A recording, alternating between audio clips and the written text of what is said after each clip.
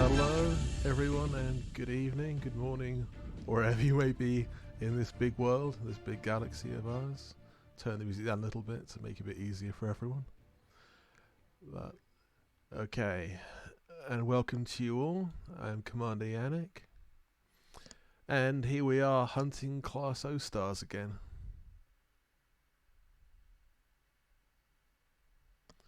We're sort of near the Colonia region, as you can see on the map. Bear with me, I'm just trying to adjust my music slightly. It's still way too loud for my own good. Oh, you've got to laugh at these things. It's not an exact science, all this whole business, but yeah, that's background enough, I think. Okay.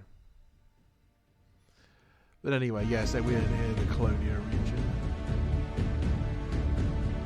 That's just easy enough to shut it off, isn't it? Let's not worry about that anymore.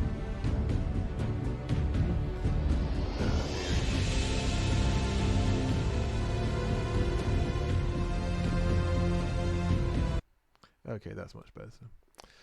Apologies. Right, we're near the Colonia region of space. We're somewhat in the festival grounds area. If I zoom out even further, you get a general idea of where we are in the galaxy. We're sort of where the cursor is, obviously the Colonia Nebula and the secondary bubble of humanity. You could say that these days with like the Witchhead Nebula and things like the California Nebula being more and more inhabited, those are sort of secondary bubbles as well. But it's true, obviously, the bubble, the main home of humanity is here. Travel the much tread path to Colonia, and with the center of the galaxy there at Sagittarius A star. But yeah, it's I say I'm not too far from Colonia, and I don't intend to stray too far from the place. But at the moment, they say my task is to look for O-class stars.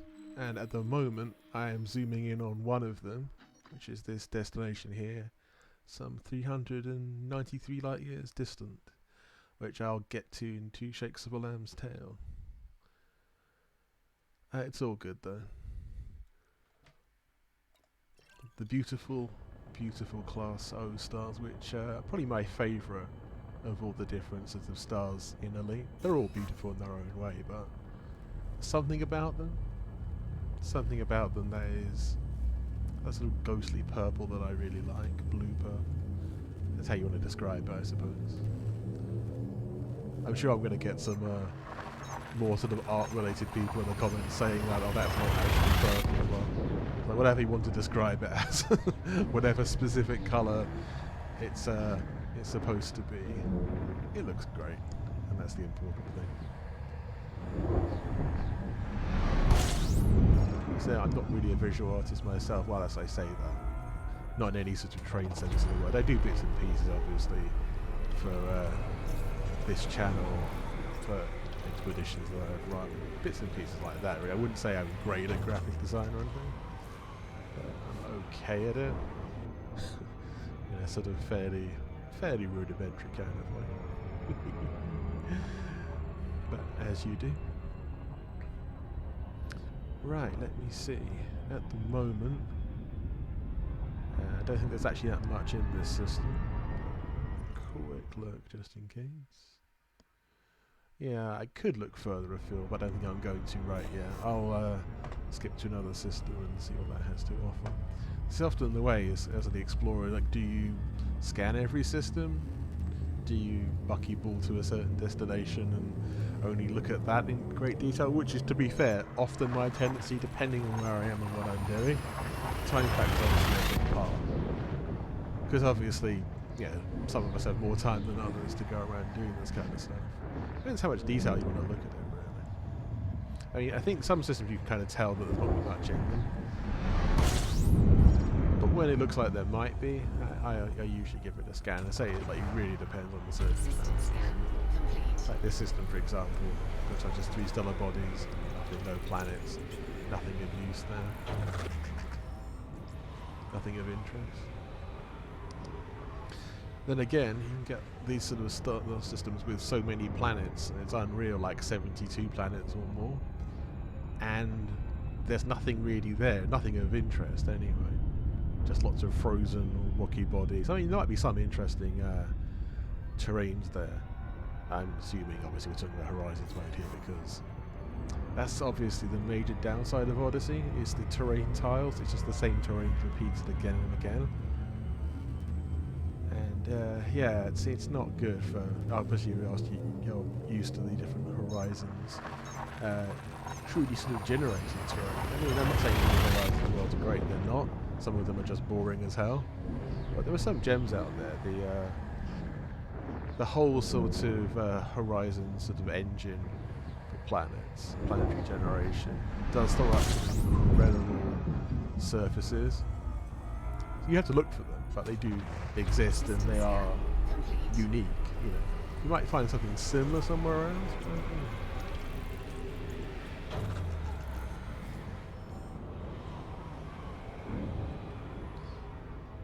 That's obviously from the explorer's perspective, the biggest single flaw of the Odyssey DLC. Let's say DLC.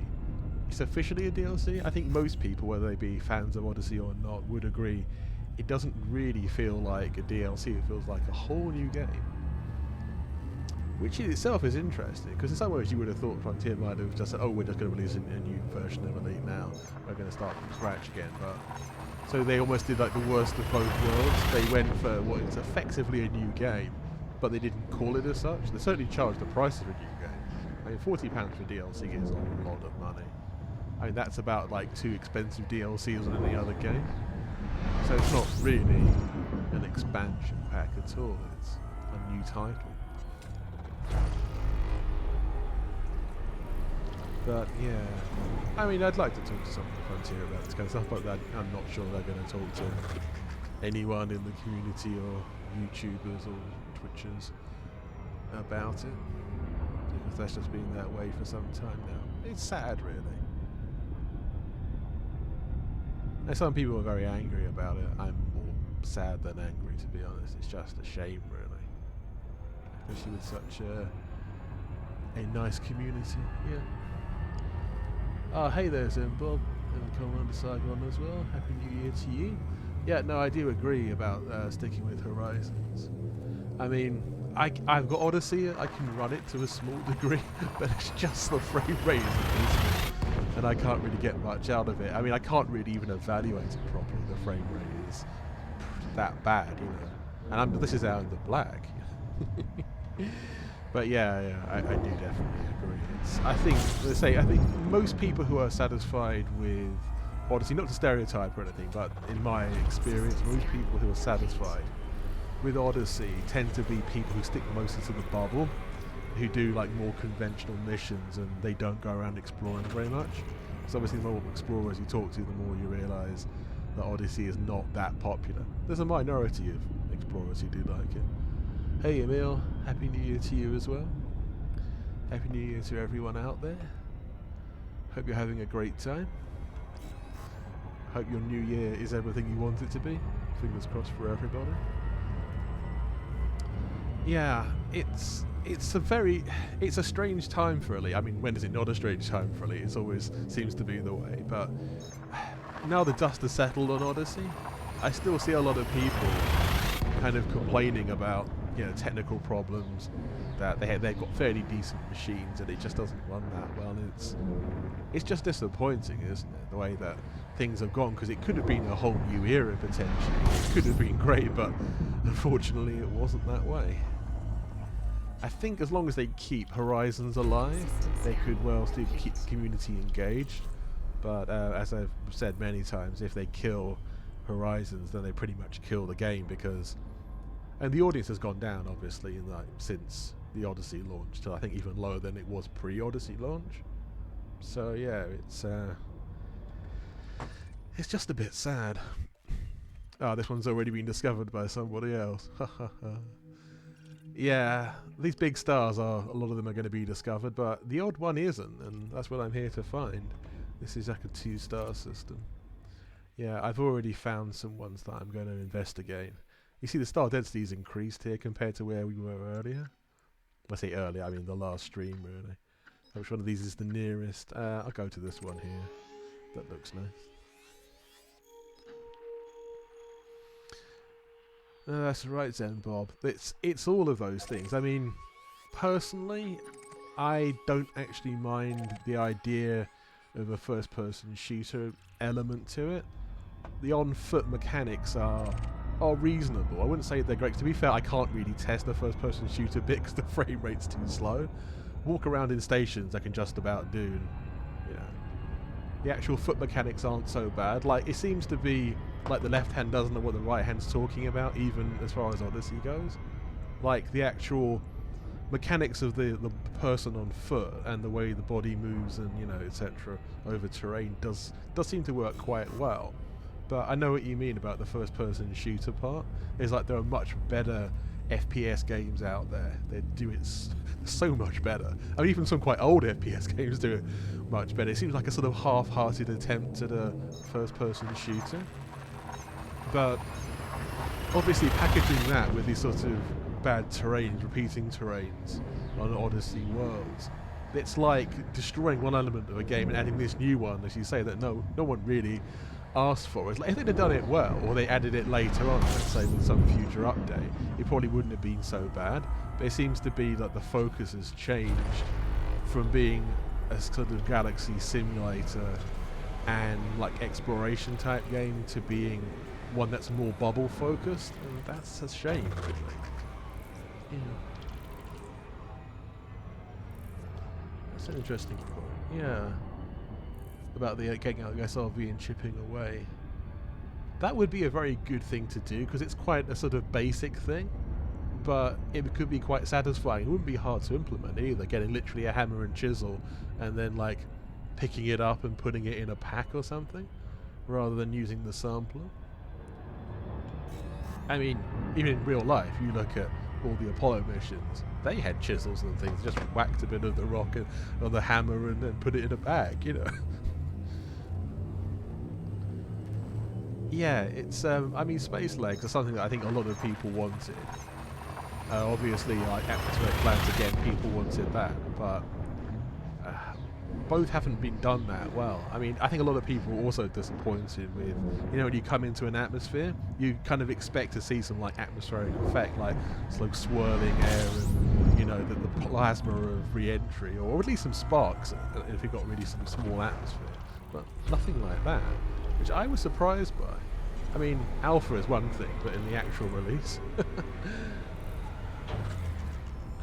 yeah, it did take me by surprise, but this is the thing. The alpha release is not that much different to the game we actually got, and that's sad. Because I, like a lot of people, I assume the alpha was like a much more basic version of the actual game, and it isn't. It's pretty much the same thing, more or less. Because I was quite hopeful around the time of the alpha. I really was. I did some streams on it and sort of showing the on-foot stuff, and yeah, it felt like a good step along the way. But it was really not an alpha at all. It was more like a sort of, you know, late stage beta test. But yeah, it's an interesting thought if Frontier can recover from this, or if they ever will. But they've gone back into silent mode again.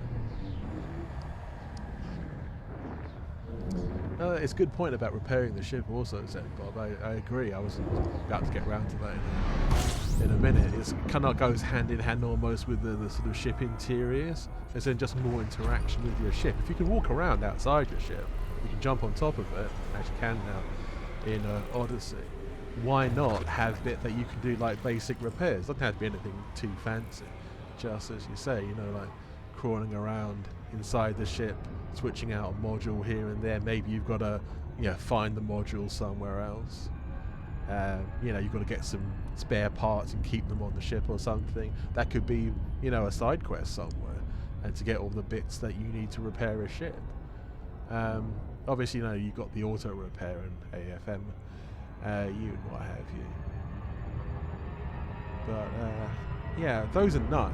But yeah, as you say, there could have been like more intricate ones, definitely, where you could, even if it wasn't like a spacewalk in EVA to go out and fix it, It could have been, as you mentioned, like from the inside of the ship, crawling around in an access tunnel or something, or going to the ship's engine room, you know, banging a few things, get the hammer out. That's a good idea, actually. That would have been a really good idea. To have actually, like, you were talking about the hammer and chisel earlier on, it's just like getting, you've got all these sophisticated tools, and then it's like, try the old-fashioned way, just whack it with a hammer. Surprisingly often works in real life, doesn't it? It's just like, okay, we've tried this, let's give it a bit of a whack or a bit of a kick. Oh, it started working again with that. But, yeah, that would have been really cool.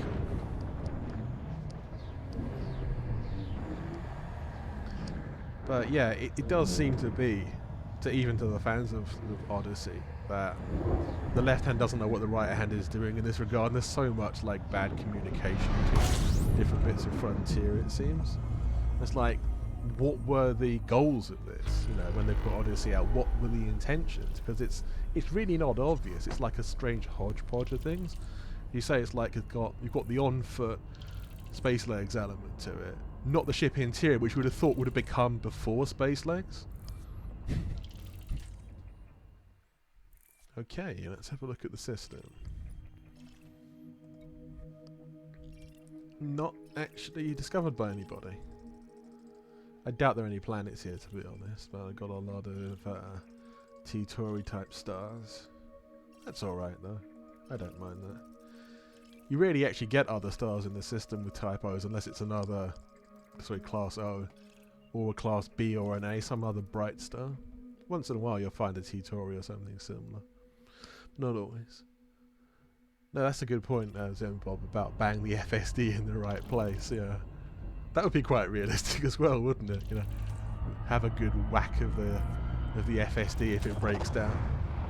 You whack it in just the right way, maybe it would, like, you know, be okay till you can get to repairs or you know, get to a base somewhere that you can repair it properly. Field repairs could have been really good. I mean, it can't be that hard to do, because I know you get some sort of the more white knightish people, I hate to use the term, but, you know, the sorts of people who are just, you know, blindly defend Frontier no matter what. And as always, like most people here, we're sort of more into constructed criticism. It's like, you know, I'm gonna point out when things are bad, but I want them to be better. You know, that's what you do. But it's even sort of, I think most sort of, you know, people like Odyssey would sort of admit that, you know, it's hard to understand sometimes in the game's design where it's coming from, like why were certain decisions made, and because it doesn't really seem to make that much sense in the grand scheme of things. But also, it's like, you know, I think there's been so many personnel changes in Frontier over the years. This is a lot to do with it. Like some of the earlier producers and like the developers have all either moved on or moved out of the company, moved on to other projects within Frontier, etc. Because it seems to lack that kind of coordination, like one person having like a vision that's consistent. I understand if they go down a different path, but it doesn't even seem that's really happened. It's just like a weird kind of hodgepodge. It's like neither one thing nor the other. And yeah, it's difficult to understand where it's coming from.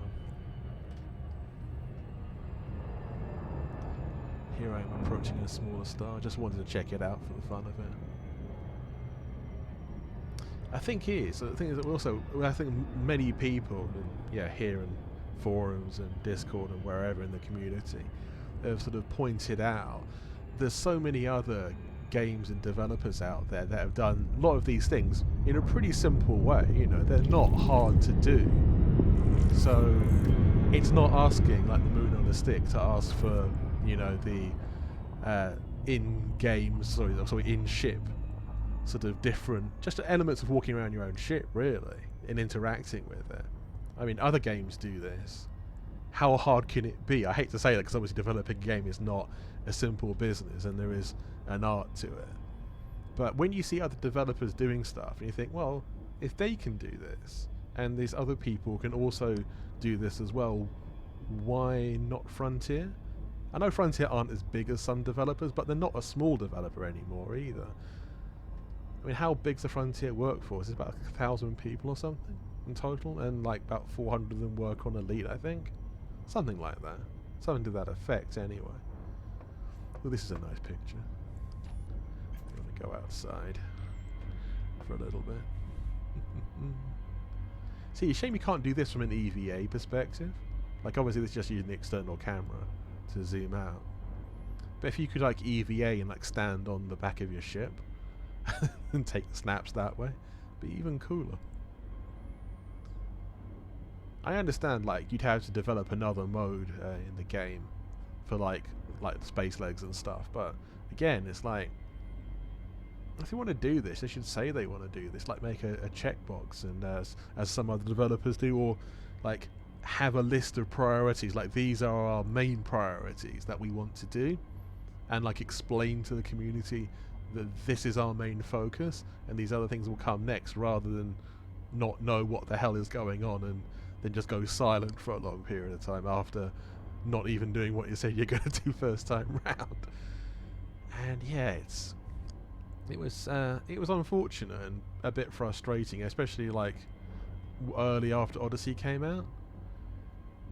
You had a lot of this kind of, you know, great promises being made of openness and transparency from various community managers, and I mean, I don't blame, they're not personally to blame, I don't think, in this. It's just since they probably did want, you know, the dev developers, so the dev updates and what have you to happen, all these things to be revealed, and I'm sure they did it with absolutely the best intentions, and they were telling the truth as far as they knew it, but when they run it by higher management, it got kiboshed, because there was going to be this sort of big dev stream, wasn't there, about a month, I think, after Odyssey's release, and yeah, there was a lot building up towards it, and I think, well, this is an opportunity now for there to be a conversation between, you know, us, the fan base, and a developer, but that got cancelled. It was like, well, why did you say you were going to do it in the first place? You know, it's just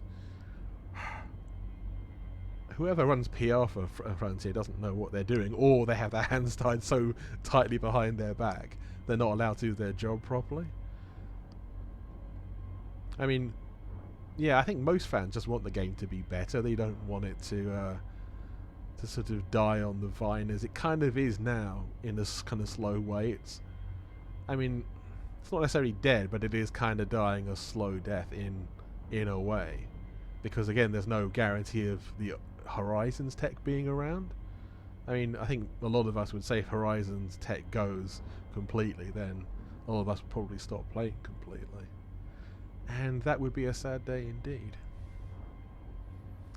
Okay, see if I can find another destination. I think I have a few more saved as bookmarks.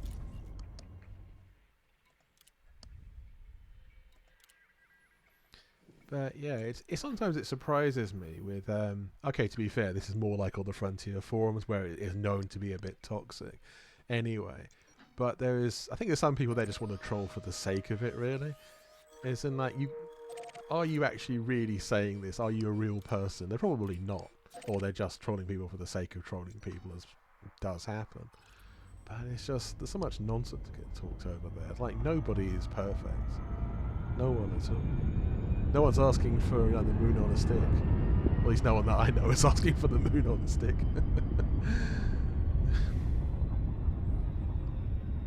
Yeah, no, absolutely, yeah, that's true, Zenbot. Some people just love to complain. It's just like, yeah, absolutely, yeah, say what you want, but try and be constructive, saying that, yeah, I don't like this, but I want this. Yeah, it's very weird. I mean, I think some of the people who, some of the extreme white knights who will just like defend Frontier to an irrational degree, I sometimes wonder if some of those are actually like employees who happen to have a second account or something, or they're relatives of someone who works at Frontier. Yeah, having said that, there's some very good people who used to work at Frontier who are excellent streamers and will probably agree with a lot of the things that have been said. And I don't know about so much of the company because I've never asked them, but in terms of like where Elite is right now and where it's going. I must admit, I have actually bought No Man's Sky, but I've not played it much. The thing is that I think like getting used to a whole new game. I know the controls are a bit more simple than Elite, but it's a whole new thing. It looks quite nice. It's a little bit cartoony, I know. I don't mind that too much. I still prefer the Elite way of looking at things and presenting things.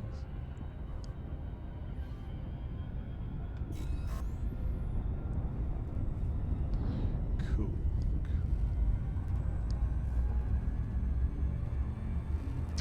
100% there, Zenball. I do totally agree. They used the, not to the devs, but yeah, and the CMs as well. Used to meet at LaveCon. Yeah, FX17 was their own one, wasn't it? That I went to that one as well. I've not been to LaveCon, but I went to FX17. That was cool. It was a shame they never did it again. But I know, like, LaveCon was in-person. LaveCon was cancelled because of the pandemic. I think twice actually. But yeah, it is a shame. I think also the online LaveCon, as you say, they should really have done that, but they didn't. Oh, you went to FX17 as well. Awesome. Cool. Yeah, no, that was a great time actually. For those of you who don't know what the hell I'm talking about, FX17 was the sort of frontier. I don't really call it like event really. Like it was an event held in London in 2017 that unveiled, I think, the whole sort of new Beyond era of Elite Dangerous. I think the Jurassic World game and updates to other games that existed as well, including sort of what's it called again, Planet Coaster, stuff like that. And it was really cool because, like, David Braben gave a speech. There were like talks about different elements of like development, astronomy, etc. Dr. Ross was there, who obviously did the whole Elite Galaxy. That was a really interesting talk, and there was lots of different groups there that you know, people like not the Fuel Rat so much, but even though they were there as well, but not organised. People like, you know, Lave Radio, and some of the other sort of bigger, like Hutton Truckers and the other sort of big groups and stations and what have you. It was a really fun day, and I met a lot of people who I'd only known online before, and yeah, it was really nice.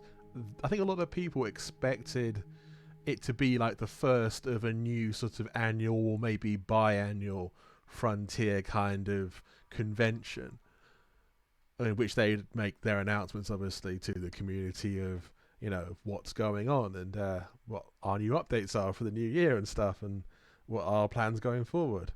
Oh, absolutely, as well. So like Drew Wagar, Kate Russell. I met Drew Wagar at that one. Got him to sign some stuff for me. He was really cool. Yeah. Drew's always been a good guy. In person, he proved to be so as well. But yeah, I think people thought it was going to be like the first one of a new sort of, you know, annual convention, and it didn't happen, which is a shame because there was obviously problems between Frontier and its community before FX17, and it smoothed over a lot of those problems because at least looked like they were trying to meet with people, they were trying to engage with us, and it looked they were putting in effort, and I think they genuinely were. I think it was a very genuine attempt to sort of bridge that divide, but unfortunately was never really followed up, and as you say, they've kind of disengaged with things like LaveCon as well. I mean, I assume obviously like the CMs were told you just can't go, because, I mean, they could have stayed, you know, silent about Odyssey. It probably wouldn't have been easy, but they probably would have been able to do that and just kind of turned up and just engaged with people.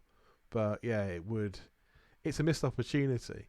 And I can't think of many games that are still sort of viable, that still have that kind of standoffish attitude. To any company in any industry, it's a bad sign when you get the company sort of disengaging from its customer base, its player base in this case, because obviously they're your bread and butter.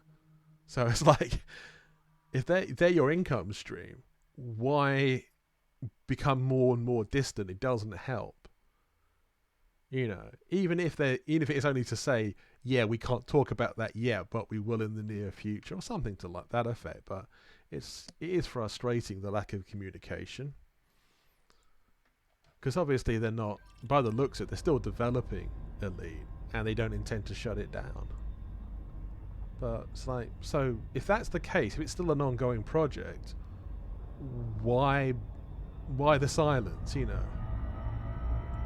And especially now, especially at this point, silence is the last thing that should be happening. But yeah, I mean, out of the CMs, I never blame them personally in the slightest. Like, they're obviously most of the time they're just messengers in terms of the company's policy and what the devs have done. They're there to interact with the community, to build relationships with us, and they must be pretty frustrated as well, I'm going to assume, because they seem like sort of decent people. I don't know most of them that well, but I mean, Sally's cool, definitely, and yeah, some of the others, they do seem to be sort of quite fun people.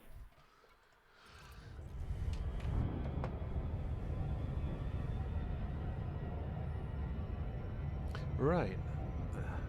This is the final class O that I actually found before I started the stream. And I'll check that one out. Maybe I'll actually have a proper exploration of some other systems along the way as well. Yeah, we're in quite a densely populated part of the galaxy, because the star density's just increased there. So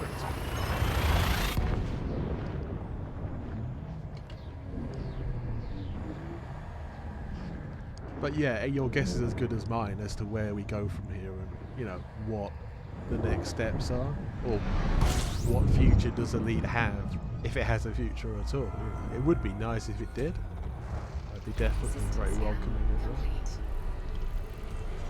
But this is part of the reason, like, unlike Drew and a few other people, I have actually said, like, I'm going to wait and see what happens. I'm not going to just completely quit the game, but I have definitely played less, since the Odyssey debacle happened. Yeah, I should say, and after Apollo 15 expedition as well, because that was after the Odyssey debacle had happened. So I was genuinely hoping, actually, before Odyssey came out, that it would be like a new area, because of obviously, space legs and stuff that could be exploited for expeditions. But it turned out to be pretty much a damp squib in that regard, because only a minority of people even owned Odyssey by that point, and enough to be an Odyssey wing of the expedition, Odyssey flotilla, and yeah, they seem to have fun with that.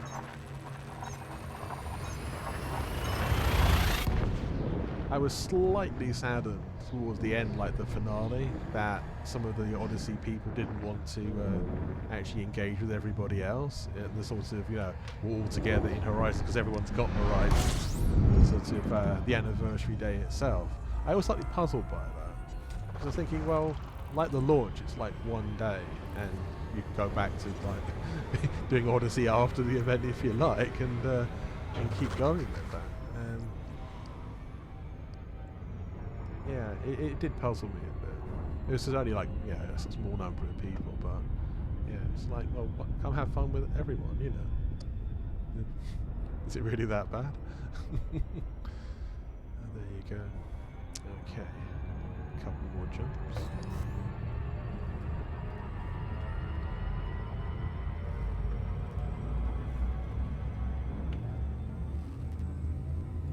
I noticed there have been some expeditions organised post Apollo 15 of a fair number of commanders.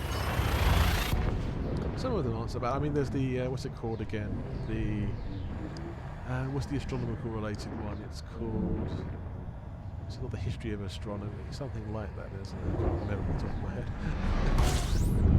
But you know which one I mean. It's like a series of expeditions, early history of astronomy, whatever it was called. But yeah, now that sounds quite a cool idea. There's been a few others as well. Slightly more low-key than we were doing, but that's not really a surprise. I think there's been some community activities. I think things like the races are still quite a big thing. Alec Turner and his racing events. I should really do more of those myself. They are fun. I have taken part in a few of those. I'm not a great sort of racer. It's a skill set you've got to practice a lot to get good at. You really do. Yeah, it's good fun.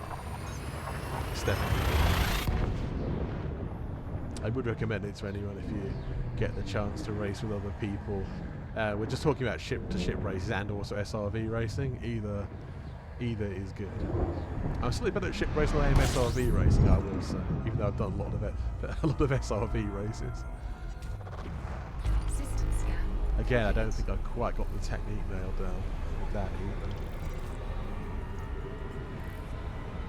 I think that's also one of the most fun things about like the expeditions that we go on as explorers with other players. Is having little events like that, you know, SRV races against each other, fighter races. They're always fun. Yeah. It's a shame there's no mechanic in the game that sort of allows you to track races more easily. Like have an SRV route and be able to work out definitively who was first, second, third, etc. Because usually you kind of can work it out, but it's difficult. I think some of the more formal kind of racing routes, what they do is they get someone that's spotted people to record the race from like a vantage point, and from that, they're using the replay, they work out who wins basically. I suppose it helps with fighters also if you have different coloured exhaust. Sometimes against the surface it's quite hard to actually spot a ship, or if the instance goes, you know, like you can't see it but they can see you in the instance. That doesn't really help. I have had that as well. I've been like spotted for races and trying to work out, like I know who came first and second, but third just wasn't there, you know, or they were so low to the ground I couldn't see them against the terrain. It gets kind of funny sometimes. And welcome to anyone who's just joined us. I'm Commander Yannick, and we are hunting those elusive beasts, the Class O stars, in our beautiful galaxy. In the world, I should say not the world, the universe, they're really dangerous. Yeah, it's this sort of weird period of time just after Christmas and New Year's where I think in this country, but in Britain there's a bank holiday on today, and I think tomorrow as well because of Christmas and New Year's falling at the weekend. So they've like changed the bank holidays around. So yeah, quite a few people will probably be off work and school today. How many planets were in this system again? How many bodies, I should say? Only 2, that's fine. That's all good.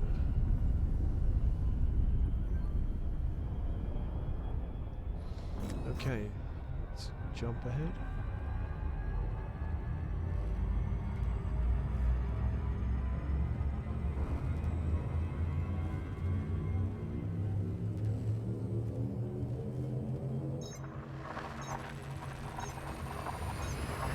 One of the improvements in Odyssey I do think genuinely is better than Horizons, and there are some, not as many as I'd have liked, but there are some, is this, the whole jump animation.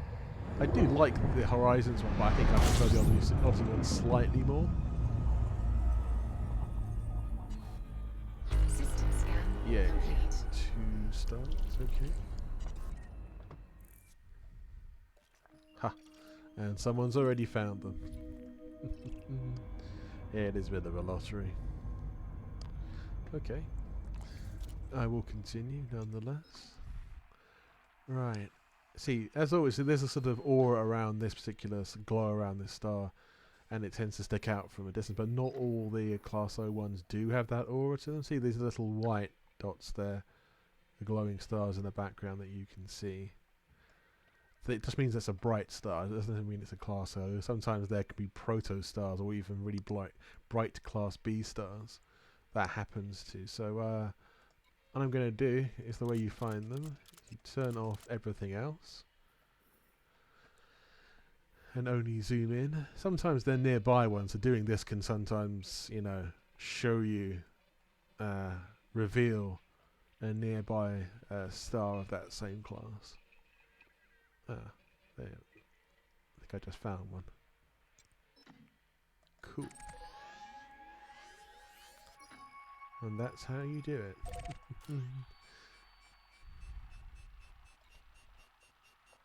Yeah, I think I need to have an intermediary class star before I can do that. And a good old Class M. Most of the galaxy, I think, most of galactic mass does seem to be M-class stars, which is not surprising. I mean, sometimes you can find interesting planets around Class M's. There's a lot of very frozen worlds because obviously they're very small, very cool stars. It's a very nice ice world. Maybe we'll have some fun on some ice worlds before I finish today as well. Might be a good idea. Of the Horizon worlds, one without atmospheres, rocky ones obviously can have their charm, but ice worlds can sometimes be the most fun. Sliding everywhere. You don't get stuck in the bottom of a canyon, which is easily done. Myself and Emil got stuck down an ice canyon once and couldn't get out for ages, about half an hour.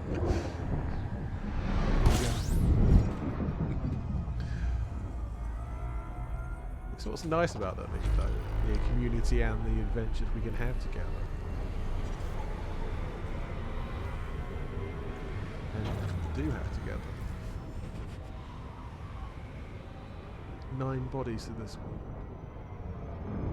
I think I'll probably skip it over and just go to the Oaklawn Star instead.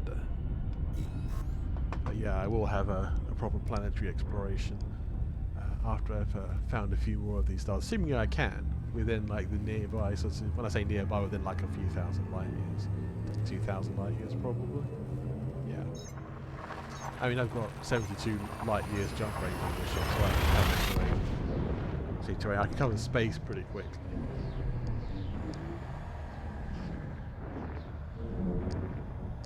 Space terrain.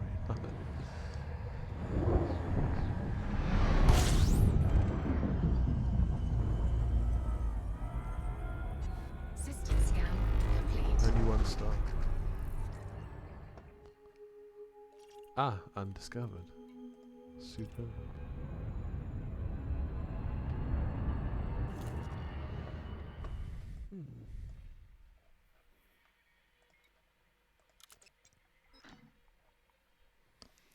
Yeah, again, I think we've already been to that one. That's where we came from. Yeah, I am correct.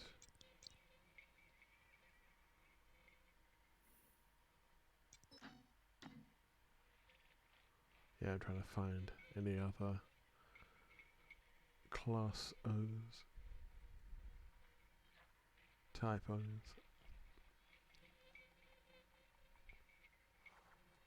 Now these bright spots obviously are good suspects for typo stars. Class O stars. This one might not be, but it's always worth checking them out just in case they are. This might be a protostar. I think it is a protostar. Yeah. I was right. I wonder this other one over here, this other bright spot, is also a protostar.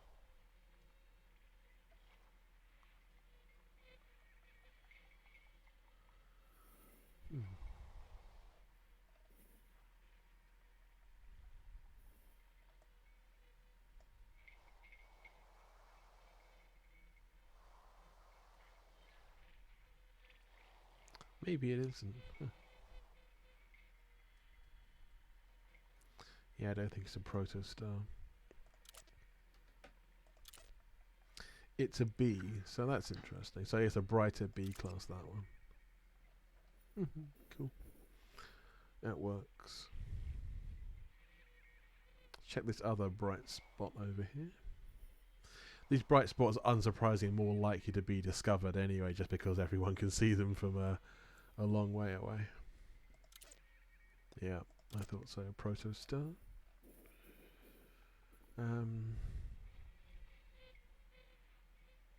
What about this one over here? Don't know how far away that one is, but it could be what we want. Ah, here we are. Got some O's here. Again, I suspect this one may have already been discovered being a bright spot. Then again, they all aren't all that way. One I've just been to, that was a bright spot, but no one had discovered that. Yeah, you often find these very bright stars in a cluster together. Not always, but frequently they are. Like these two are together. Ah, good.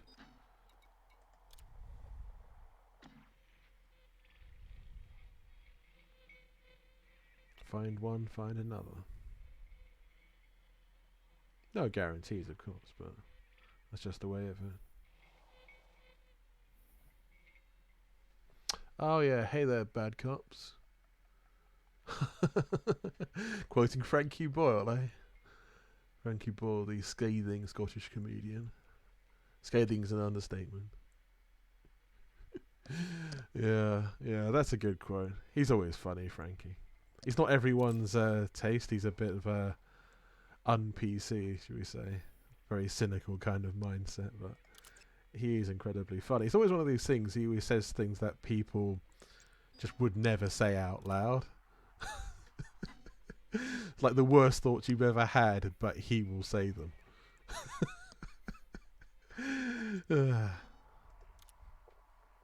Or worse than the worst thoughts you've ever had, and he will also say those. So yeah, people know who I'm talking about. But yeah, good old Frankie Boyle.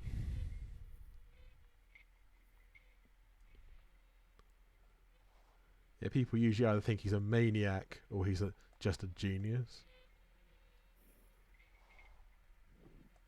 Ah, that looks interesting. That's a small nebulae there. Planetary nebulae, probably. I might visit that anyway for fun. Yeah, that's a good point, actually.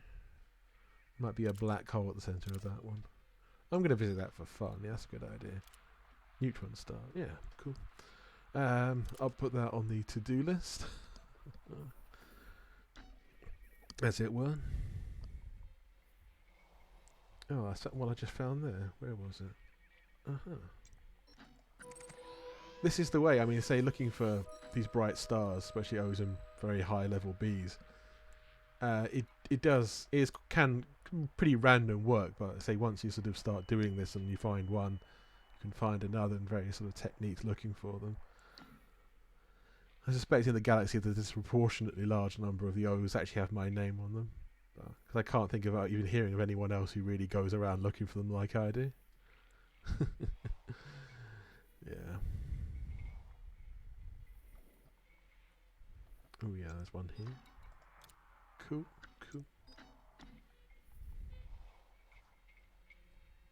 This might be a proto as well. Or maybe it's not. It's not a... don't think it's a B either. Oh, it is. Sorry, it is a class B. Supergiant. Interesting. Maybe I'll visit that for fun as well. Yeah. Something else to do. Okay, right, that's nice. I'm going to have a further look just quickly around these other O's that I found today. Just because. Okay, that's cool. I'll just visit these ones anyway. Yeah, some of these are on my way. That's where I've already been, so I can disregard that. Okay, where's the nearest one? Let's put some nice stars again in the way, so we have something to explore. Cool. Right. I have to take a quick break, but I will be back momentarily.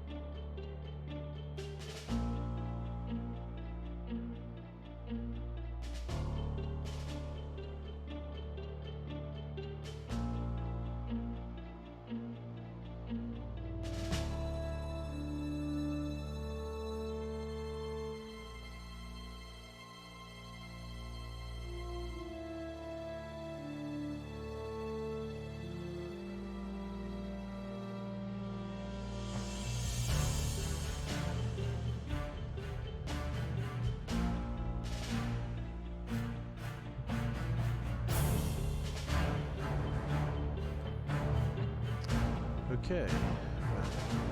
Right. Yeah, it's interesting. I think I will definitely have to get some kind of animation for the break, because that makes the most sense. Otherwise, you're staring at a sort of some nice music, I suppose, but the image is a bit sort of dull, isn't it?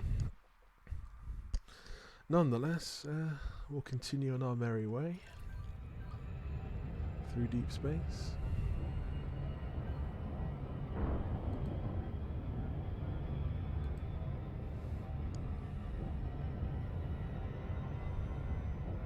There's a fair few nebulae in this part of the galaxy, hence on the festival grounds. I mean, just this one shot, there's 4 separate nebulae, one in the middle, yeah, just to the right, at the top as well. So yeah, the whole festival grounds area near Colonia is a sort of treasure trove, really, for cool places. And let's see, 2 more nebulae just off to the right here. It's definitely one of the more interesting parts of the game, because I generally encourage people to explore it, and Colonia particularly is an interesting place. Colonia Bubble is well worth visiting, even if it's only once, or as a sort of exploration base for other places. So yeah, it's definitely interesting. I say that there's so many things just within like about 2,000 light years of Colonia. There's like a genuine exploration treasure trove out there. Looking on, EDSM, there's so many places you can see, and that's not including stuff you might discover yourself. There's so many things within the galaxy that must be undiscovered. I mean, I think the statistic is there's 0.3% or something like that of the galaxy in Elite Dangerous has actually been mapped, discovered by players. So it's a pretty small percentage.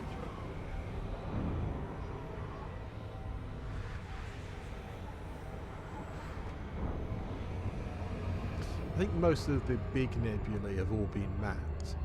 There are still probably planetary nebulae that haven't yet been discovered, because they're so small that you often don't see them on the galactic map, and you don't see them in the game until you're almost upon them. So there's still a lot of those to be discovered, but yeah, most of the big obvious things have already been found. But that doesn't mean there are still treasures in, say, planetary nebulae, cool planets, assuming we can keep Horizons tech, or if they don't actually fix, hopefully they will fix the Odyssey planetary tech, but we will see. I'm hoping that they do. I'm not massively hopeful overall, but I would rather it happen. It's a point of contention.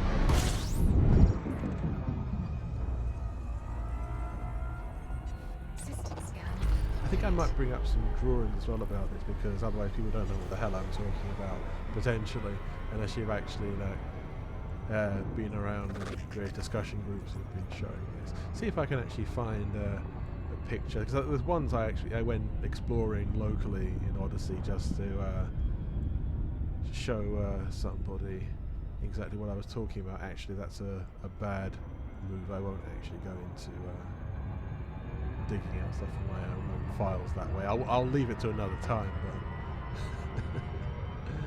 so this is the downside of actually having one PC for encoding and one for the actual game, is that then you forget your actual gaming, so anything you put on it will end up being broadcast, and that's not the way I wanted it to be. I had to do it all on the other one instead, which I will leave till later.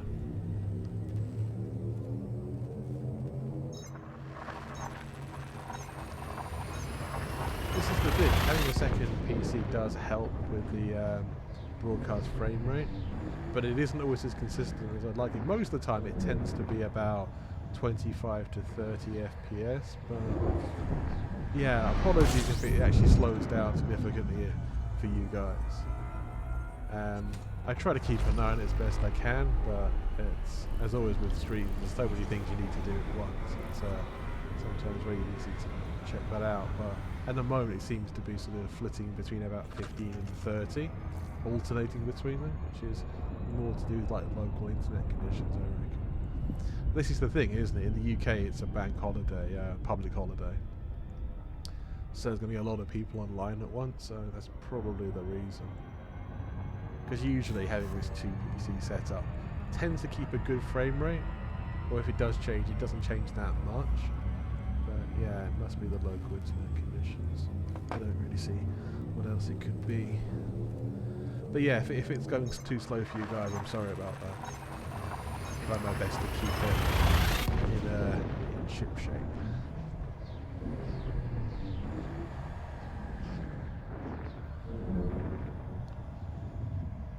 Right, yeah, we're a few hundred light years away from this.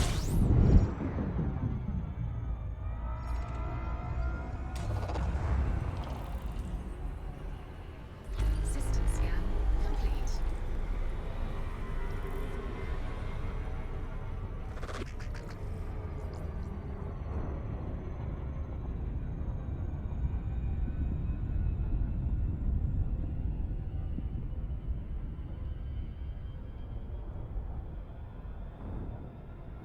Okay.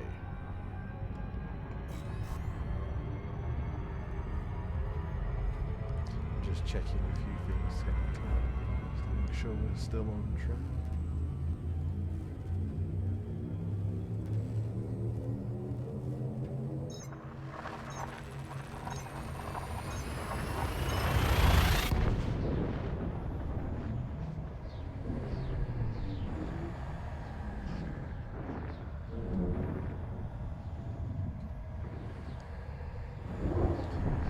Yeah, I think I probably do need some background music that's a bit more low key rather than the main sort of System scan intro complete. one, or at least the lower volume. What's everybody think of the main sort of background music intro music that I've got? Some of it's quite dramatic. It seems to, I think, work quite well. But let me know your thoughts on it.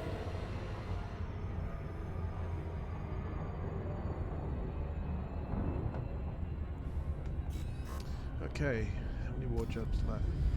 4. Yeah, this is the thing, having an optimized sort of, Explorer, custom Explorer ship. Your jump range is good enough to get anywhere pretty quickly. Funny enough, I think in terms of like expeditions and exploration I've used, this ship has actually probably been used more than anything else. At least in terms of numbers of trips that I've done. Started it on the Orion expedition, used on Apollo 15 as well. And again, I used 2 ships on Apollo 15. Mainly on this, and half the time I was using the Orca called Sermon's Voyager. Obviously this is what's called Orion's Chariot, connected with the Orion expedition. Yeah, I used this on the Orion's Chariot here on the Orion expedition, and also on Mercury's Wings. So it's like 3 expeditions worth of travel. Most expeditions I've tended to use different ships for at different times, and then moved on to something else for the next one.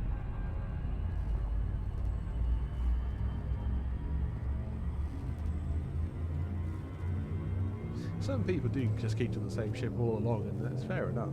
I understand if you like a particular class of ship and you're just so used to it, or there's just their exploration ship. Yeah, that's totally understandable. I think since the invention of the FSD booster, most ships can be made to be at least a fairly decent explorer. Not always amazingly so. I mean, most of the combat ships are still, the range isn't amazing, but it's at least plausible. Yeah. Most of the sort of freighter type ships can be made into quite decent explorers. And the actual explorers, yeah, well, the actual explorers become, just like super explorer ships, I suppose. I'm just looking at the different angles of that sort of nebula off to the left. It still remains one of Elite's probably greatest ever achievement, is the Elite Galaxy itself. I mean, it's very realistic and it's just beautiful, really. And there's no other way of saying it. Any version of it, base game, obviously the actual planets, and the stars, do look beautiful. I know there's colour issues with Odyssey and what have you, but on a sort of fundamental level, it's still.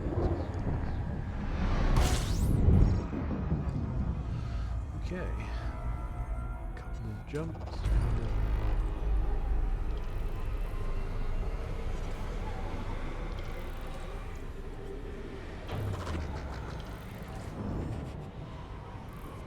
Skimming the star.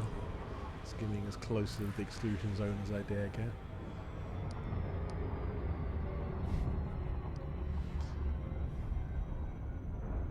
Right, one jump back. Yep, true.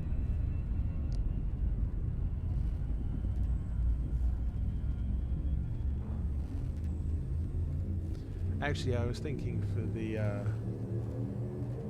break images, I have this animation of the Earth rotating. It looks really cool. I'll show you. That's quite a good one to have. Otherwise, it's just boring as hell for everybody to see a static image all the time.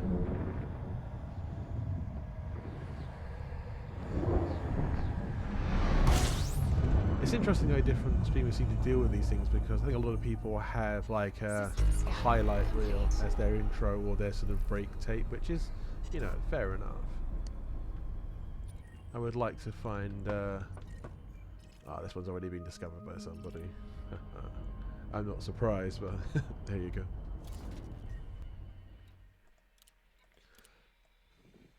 Yeah, that's fair enough. And the next one is quite nearby, so yeah. I can just jump there straight away. Ooh, actually, this is a good shot. Now, I will say this towards anyone else who's also interested in organising an expedition or whatever trip you're doing. If you're on a mass jump, always look for the best possible place to do it, the best possible angle.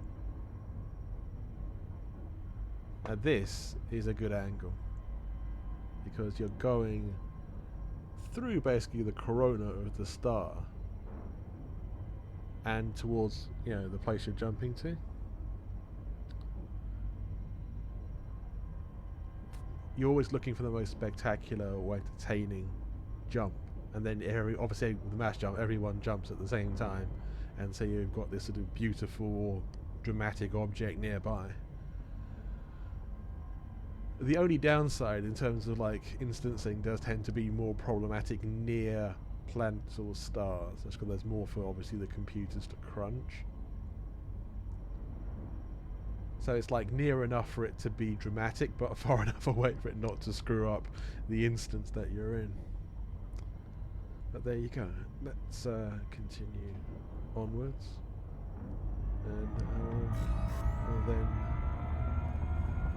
jump through the corona.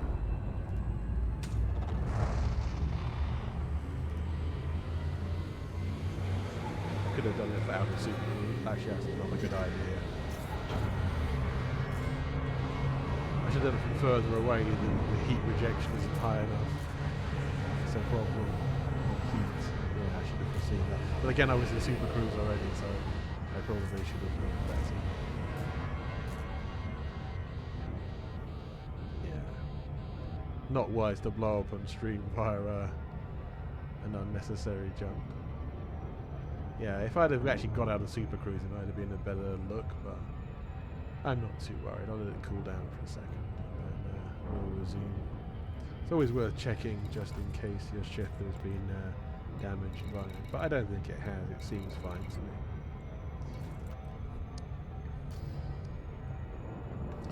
Alright, let's continue.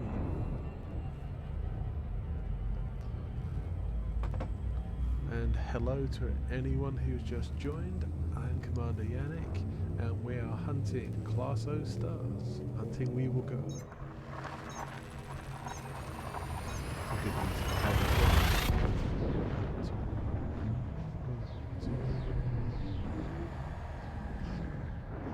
There's various versions of that. Like, perhaps the next one is chase a fox and put him in a box and never let him go. Another one is like, well, actually hunting a fox, which is obviously a bit more dodgy. I'm not really a fan of hunting animals. So yeah, that's not so much fun. You understand why it might have happened about a century ago, when hunting wasn't considered to be as dodgy as it is now. But yeah. Yeah, it's already been discovered, this one. But the song was quite good, though. The nicer version of the song.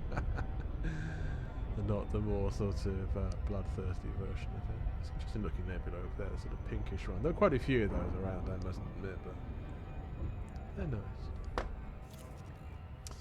Cool, cool. Right, where's the next place on the road of discovery?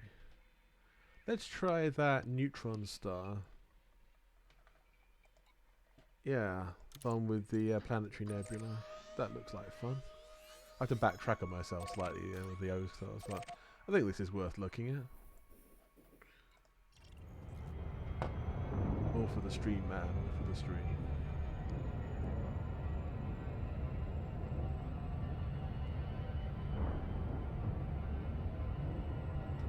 Yeah, for those of you who are new to the stream, I explore in Elite Dangerous. I do other things as well, but in my Elite Dangerous sort of streaming life, I mostly explore. Sometimes do other things, but 80% of the time I'm out in the black, discovering new things, at least hopefully discovering new things. I do other stuff as well. It's usually centered around sort of retro games and, yeah, often space games as well. I'm trying to find also in the near future an opportunity to start doing some live commentary and sort of presenting for rocket launches, real world like rocket launches.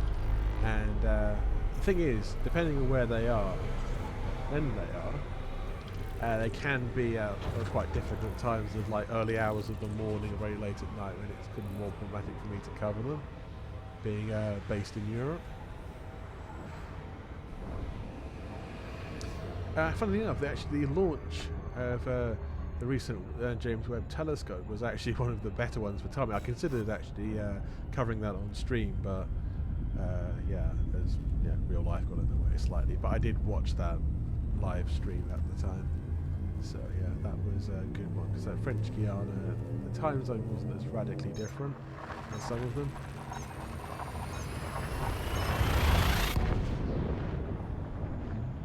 But yeah, that's something for the future, definitely. So we're looking down the list of launches for the foreseeable future, and there's one coming up for SpaceX in a few days. She said the timing of it is not ideal. It's possible, but it's not likely I'll cover that. There's another one after that, a few days away. Might end up covering. But yeah, any of these launches are fun. The real world space versus obviously like sci-fi and gaming space. But they're all worth it. Right, let's jump into this planetary nebula and see what's what. I might look on EDSM a bit later to see if it's actually on EDSM. It could well be, but it doesn't guarantee that it is.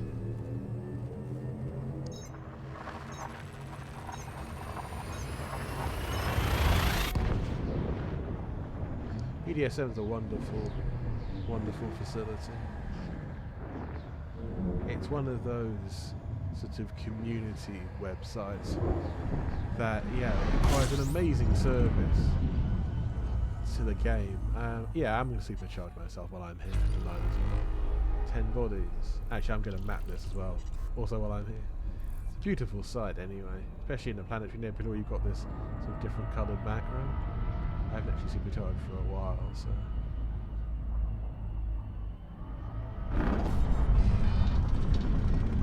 Yeah, technically that was a bit of a rubbish dip into the stream there. The stream of the neutron star. As opposed to the gaming stream that I do. Yeah, got to position yourself right so you don't end up riding towards the star itself. That's better. Supercharge, yeah.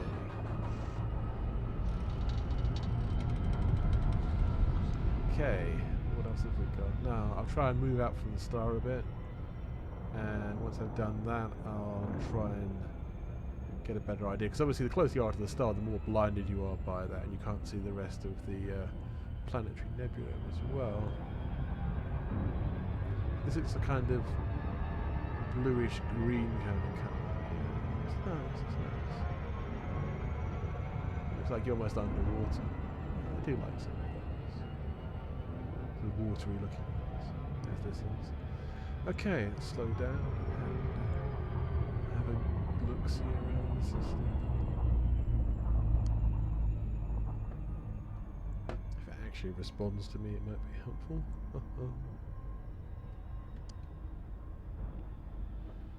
Why it's not working? Oh, there you go. That's better. Right, let's start at this side with the gas giants.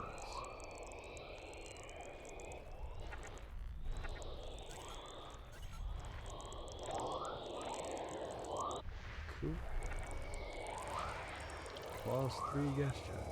Exciting. Ooh, another gas giant next to me. Are they Trojan orbiting them? Looks like they are. Probably. Alright, let's go and find the other ones.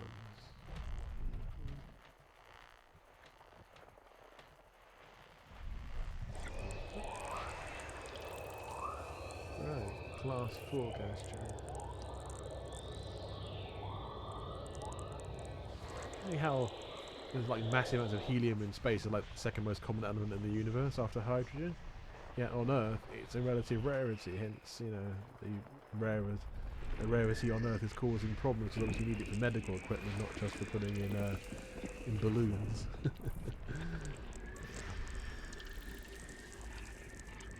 A few HMCs and high metal content worlds. Yeah. Metal-rich bodies, another HMC and content. Certainly zoomed out there. See, that's an interesting sort of way it's being coloured by the colour of the nebula's light. It isn't usually that kind of colour, but nice. I approve. Very much. Very much. System scan complete. Yeah, those other ones are asteroids, so they don't really count. Yes. So let's have a look what was discovered in context of the system. Yeah, obviously the neutron star. Atheist. Okay, Commander Atheist.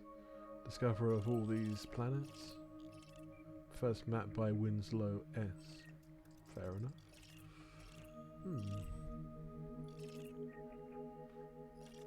Yeah. This one looks lower gravity than the others. Still 0.8, still fairly chunky, fairly substantial. That's a 1.3. I'm okay with landing on worlds like that, but I prefer wherever possible to get in and out of lower G worlds, just because it's less risk of the ship if anything goes wrong. This one looks interesting. The only problem with the higher G worlds is that they tend to be flatter. Actually, to be fair, that's also a Odyssey rated problem. It's like even the low G worlds and that are horribly flat. I mean, the entire world was at the odd mountain here and there. They're barely mountains at all, you know. I mean, what's considered to be a mountain in Odyssey is like a foothill in Horizons.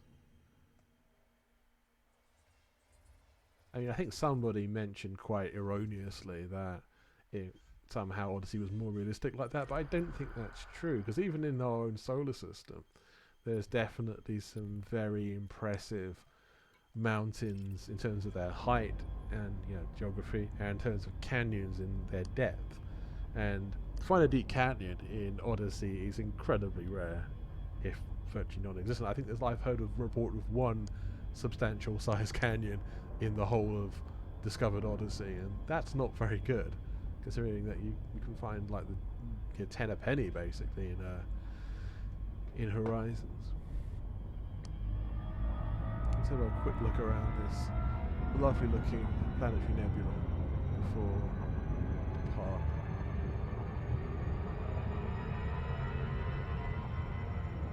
Yeah, that's the star, of course.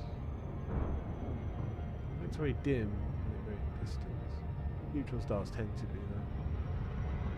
Right, fair enough. let's move on from here. Pretty though it is.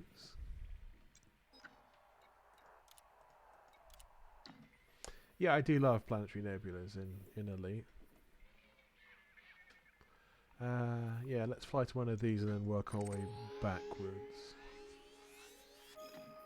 Maybe this one first.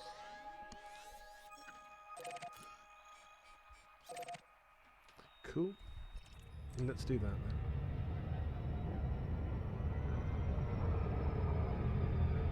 And lower the speed like that to the optimum manoeuvrability and then increase my velocity again once I finish the manoeuvre. Just saves a bit of time. Sometimes I can't be bothered to do that. I would just go straight off and you just turn at full speed. Quite amazing, like turning at like thousands of times the speed of light. But that's Elite Dangerous Super Cruise for you. It's all good.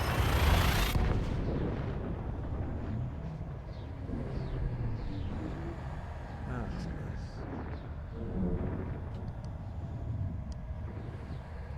So what have you been up to, Commander Bad Cops?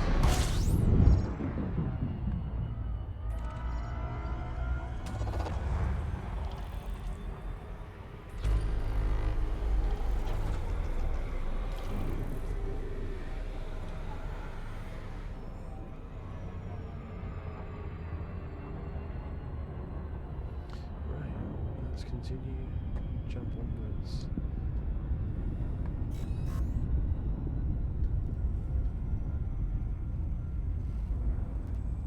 How's the frame rate for you guys out there?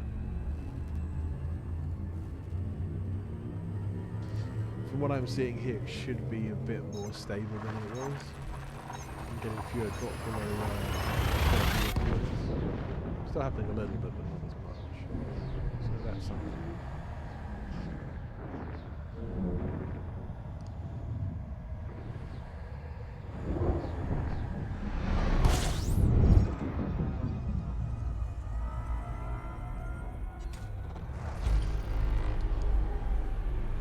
Maybe I'll try and do the system as well, actually. Might as well.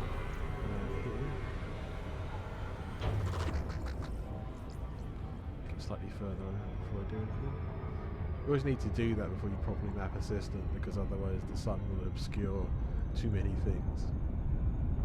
The main star will obscure too many things, I should say.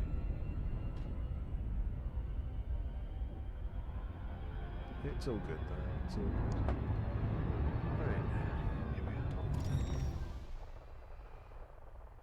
There's not much in this. Icy bodies and rocky ice worlds. Just icy bodies, eh? I'll have a quick scan anyway, just to be sure about it.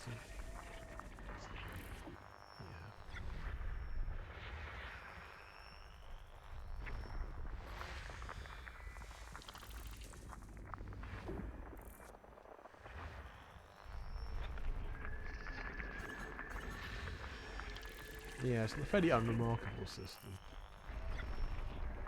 But sometimes you do find the odd treasure when you don't expect to. You can never really be sure, because obviously you bypass the system completely without scanning it properly, other than just a brief sort of honkin' scan. Yeah, you might miss something, but that's always the risk, I suppose. But discovering interesting things, to some degree there is an element of luck in it, that you actually properly explore a system where there's something cool going on.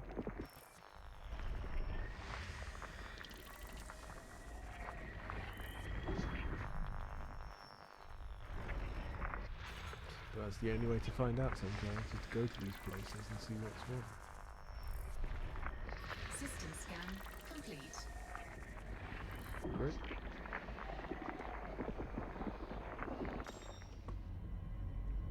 Okay, let's see what we have. Yeah, this is actually more boring than I first realised. All these sort of frozen worlds, these icy bodies. These aren't landables. The moons are landables. Yeah, these are pretty low G. Low key, low G. Yeah, most of these seem to be quite conventional icy worlds. Probably some interest. The canyons in these places are usually quite nice. or the mountain ranges. You can't always tell with these sort of I don't know, simulated runs over them, because they always look flatter in these than they actually are. So it can be hard to pick out interesting features, but you get some idea of the world that you're looking at.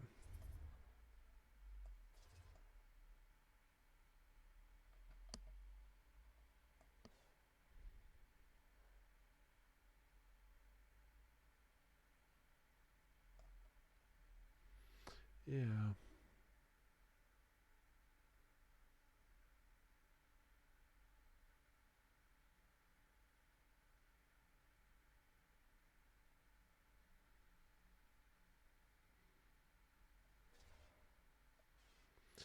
That crater that might be quite cool, because you have craters with sub-craters within them, and there's also some nice canyons nearby.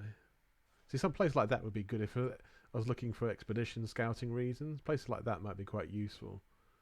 You can sometimes have a race around these huge craters, using like the crater rim as the sort of racetrack, as it were.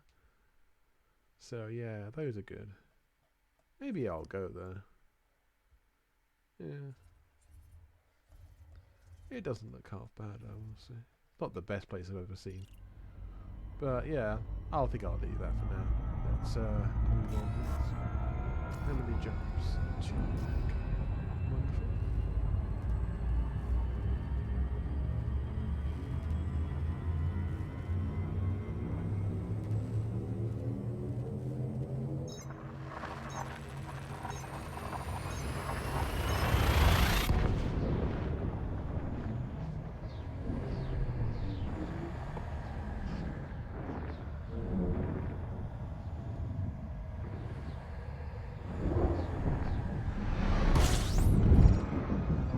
Jump after this. System scan It's complete. interesting how the last jump of a sequence of jumps you always use the least fuel for. It's an interesting quirk of the system. Why an FSD would be that way, I have no idea, but it's interesting, isn't it?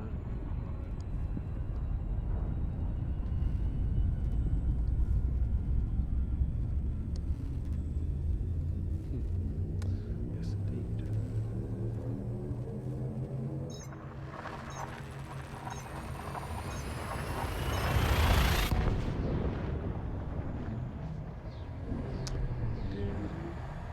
I was going to say it again, like I hung there for a second, but I think it was actually encoding when I got stuck. Apologies.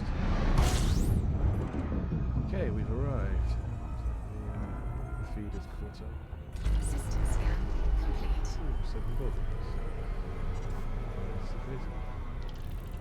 Well, let's have a look. Yeah, I thought so. Lots of small substellar objects, and they're all discovered as well. It's understandable though. What's the T-Tauris? 2 million years old, pretty recent then. Same with the Class 7. See, our star, the Sun, is somewhat middle-aged apparently in terms of the age of stars in the galaxy. I think some of the older stars, I think like the M-class stars are quite old. Because they are very small and burn very, very slowly, and they'll exist long after things like those big O's and B's, and even our own star have turned to white dwarfs themselves.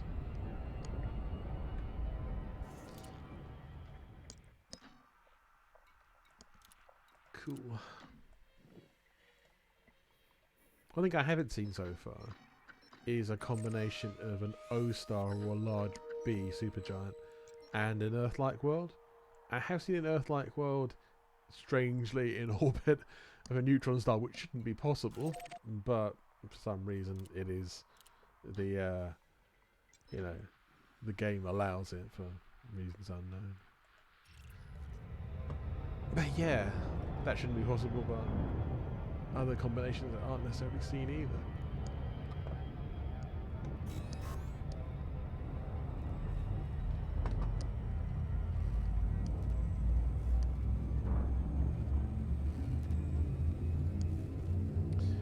welcome to anyone who's just joining. I am Commander Yannick, and we're here hunting the beautiful and looking class of stars throughout the galaxy, and looking at anything else on the way that seems interesting. And making the odd stop outside certain stars, deliberately to look for cool and interesting things. System scan Only 3 complete. stars here.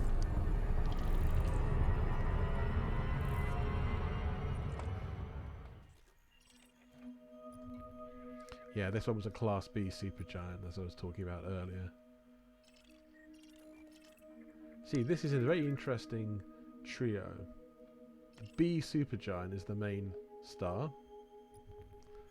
And around it, you have an O class. So I have actually found an O class, ironic, when I wasn't looking for one. And then I have another B, which co-orbits it in a Trojan orbit. Yeah, lifetimes are shorter than most main sequence stars. Yeah. Because they burn brighter and they burn through their fuel much quicker. See, this is the biggest one, the supergiant. It's 34 solar masses, but over 460 solar radiuses. So it's much more diffused body. Diffuse. Yeah, the O one is 23 solar masses. And the smaller B is only 7. Yeah, still pretty substantial though. Over a fairly small radius, that one as well. Right, interesting system. I like that one. Okay, I think this one is probably next in line. O and VZ, so yeah, smaller star.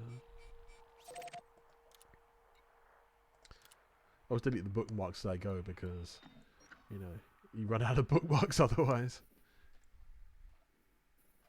Cool.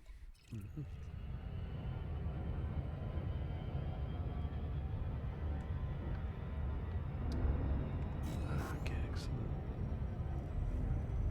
So, everyone, what did you get up to over New Year's, or was there anything fun, interesting, unusual, downright silly that you did that you're willing to share here? No compulsion. Obviously, with a lot of places, the old pandemic and the virus has put a lot of restrictions in a lot of places around the world. So, some places you could go out on New Year, some places you couldn't. Some places it probably really wasn't wise if you could go out, to be honest.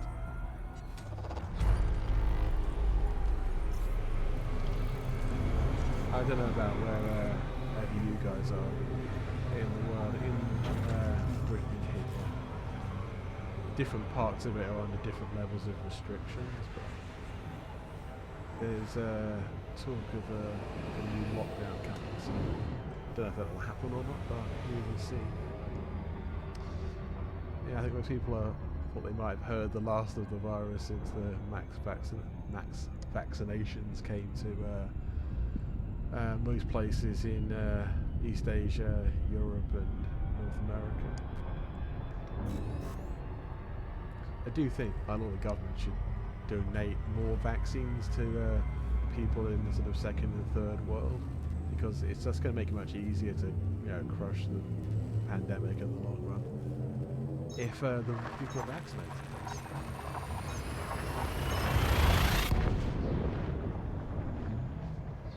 But that's enough of that.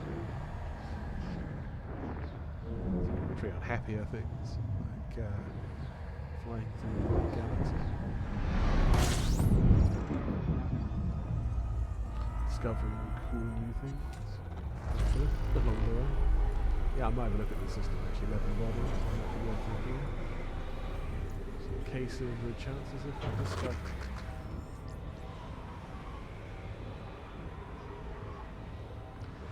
My Laffer sector. Possibly how you pronounce it. These are all sorts of procedurally generated anyway. Okay, cool.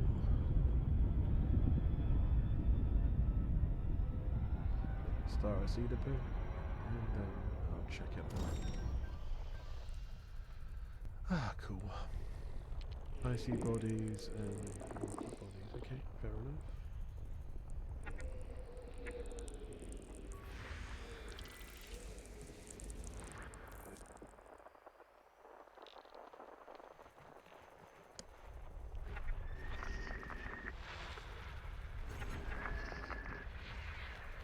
My mouse can be a bit weird at times, just zooming me out there. It's about over sentences.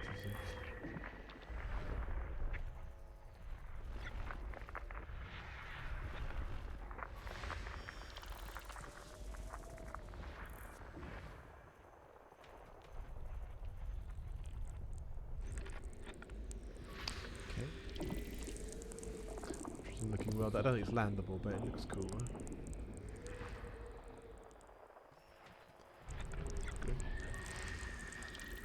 Yeah, I was always intrigued about a lot of these high metal content worlds that aren't landable, but obviously they were supposed to at some point be. I mean, I think even with Odyssey, it's only the very light asteroid worlds you can actually land on.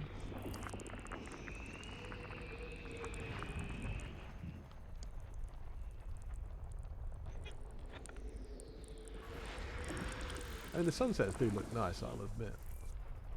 They're perfectly lovely, but yeah, there's a bit more to it than that. Or there should be more to it than that.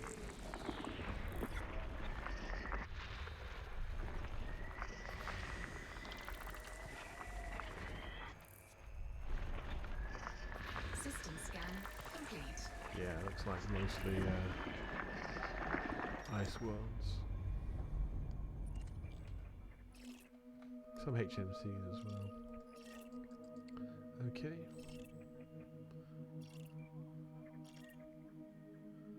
With candidate for terraforming.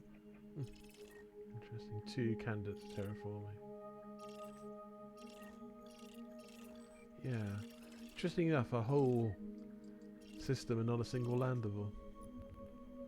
Now that would be cool, this kind of one, because yeah, water rich, candidate for terraforming. Looks very nice. Same with this one here as well.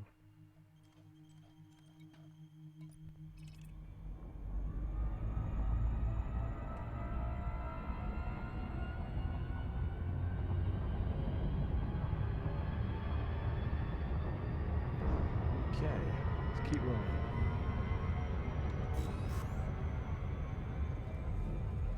I think this is the thing, is like there is a good amount of money to be made actually by scanning things. If you can find an Earth-like world, a water world, or a high metal content world that can be terraformed, those are particularly very lucrative.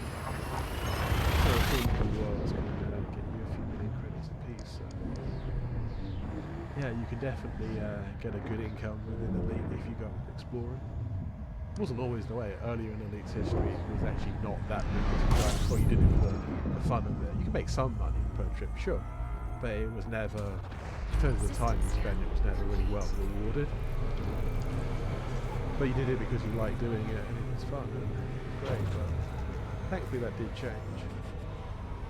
I mean, the people these days say that combat is underrewarded, which I do agree actually. I mean, if you go bounty hunting, you can get a fair amount of money, but not really proportional to the effort you put in or the skill that you need. So yeah, I do agree that the payouts probably for combat should be a lot higher than they actually are. But this is the thing, these areas of the game just need tweaking really. I mean, that part particularly probably wouldn't have been that hard. For some reason it's never really actually been done. Trading, on the other hand, also that is early part of the game it was relatively lucrative, or it was easy to find lucrative trade routes. Now it's quite tricky to do that. Ones that pay a substantial amount of money. You can find ones that pay okay, but not in comparison to sort of exploration or mining. I mean, I thought the whole idea was supposed to be that none of the different sort of jobs that you do are supposed to pay like radically more than the others, but it ended up evolving quite differently. I mean, none of them should be ridiculous in terms of like you could put a good effort and you get a good amount of money out.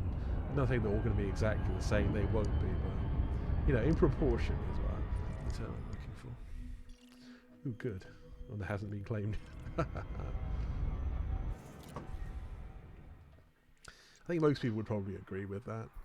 Like, any activity in the game should really be, any job that you do in the game should be in proportion to the amount of time and the amount of skill. Which is something like exploration is quite time consuming. It does have a certain amount of skill level, but then you could argue obviously things like combat does have a high skill level and is comparatively under rewarded. But yeah, I mean, trade I think should be rewarded in certain ways, or there should be certain lucrative ones, and maybe improve the sophistication of the economic model or something.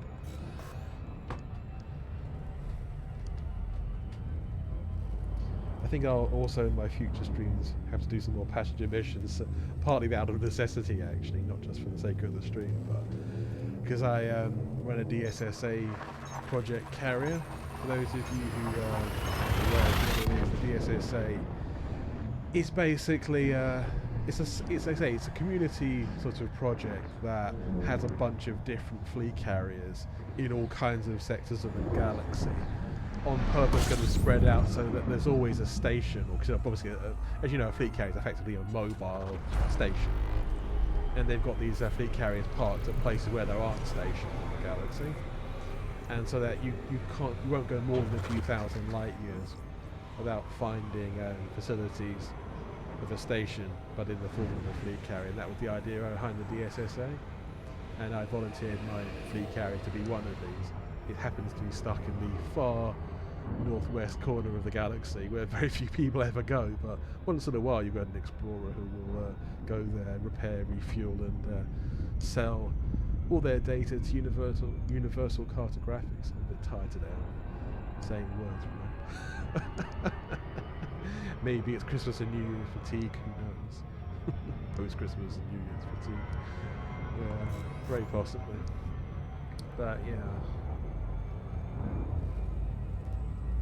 But to keep that carrier going, the fleet carrier, for the DSSA, I do actually have to keep topping it up with money from the account that's connected with it, because it's not connected to my main Yannick account, it's my other one,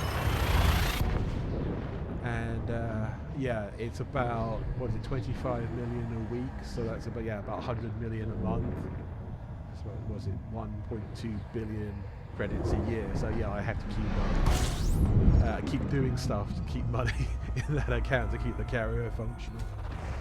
So yeah. System scan complete. It was a journey in itself to deploy that carrier, and we did a whole expedition behind it.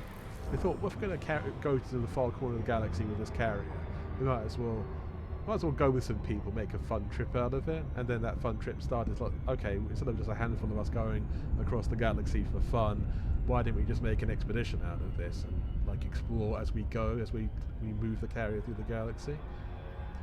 And that's exactly what we did. And we did explore. We did refuel the carrier as well. There was a point about 2/3 of the way along the trip, because it was about, how long was the trip? It's about 70,000 light years, I think. The total trip, yeah, it was something like that. It was quite a long trip, but yeah, because we didn't go a direct route. We did kind of a zigzag a bit, just to make it more interesting. And then all the sort of command of the expedition, they say about 2/3 distant, did a sort of mass mining, and we spent literally like one of our meetups just literally like laser mining in an asteroid belt to get tritium for the fuel of the carrier, and it worked out really well. It was, on paper, it doesn't sound like the most riveting sort of meetup, but it was actually incredibly good fun, because it was hard to describe. It was apart from like the camaraderie of everyone working together for this sort of set goal. It was also all the sort of amazing like flashes of these multicolored mining lasers and limpets everywhere. It just looked quite spectacular, and it was great fun, because obviously people would like discover asteroids, and then other people would then move over to it, and all in coordination with each other, and it was really good fun. Yeah. Solo mining is, to be fair, rarely fun, and I've never really liked it that much. I don't do it for more than about an hour at a time, because it's a good way of getting money in the game. It's interesting for very short durations, but in the long run, I don't really have been a fan of it. But group mining, on the other hand, that can be quite good fun. When I've gone with other people, I've enjoyed it a lot more. This is an interesting combination. You've got T-Tori, you've got small T-Tori here, Class B, and not too common but not uncommon either, I suppose, is the Herbig star there. So yeah, an interesting combo of stars already discovered though. So, but yeah, I think that's a very interesting system. Very cool. I like it. Okay, excellent. And there's two more in the local area.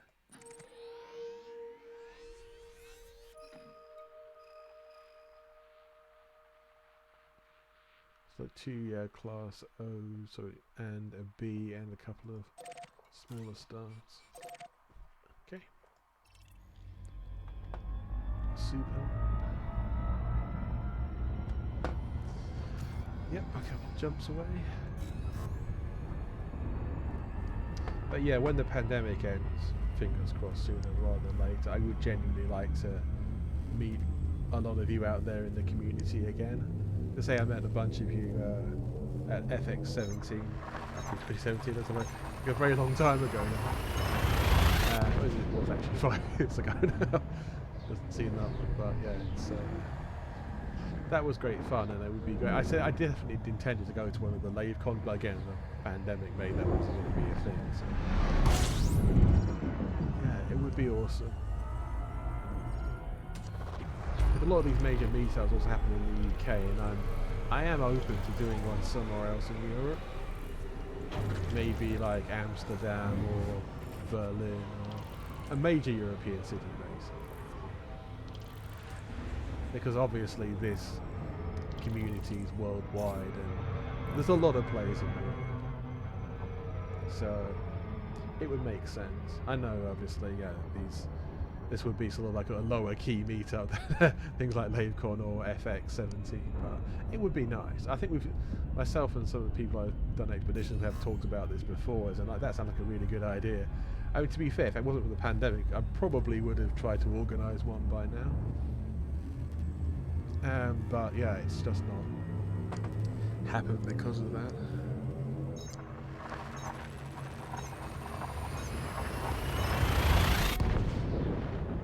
Yeah, that sounds like a good idea, really. It's like go to a major city somewhere and meet up in a bar or a pub or somewhere cool. You know, maybe not even that. It could be like a museum or something. To be fair, I haven't really thought this through. This is just sort of like the blue sky thinking that I'm thinking about this.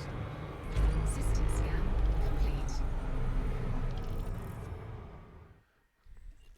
Okay, Rory Clack. That's a name that I know. Rory and I go way back in Elite, actually.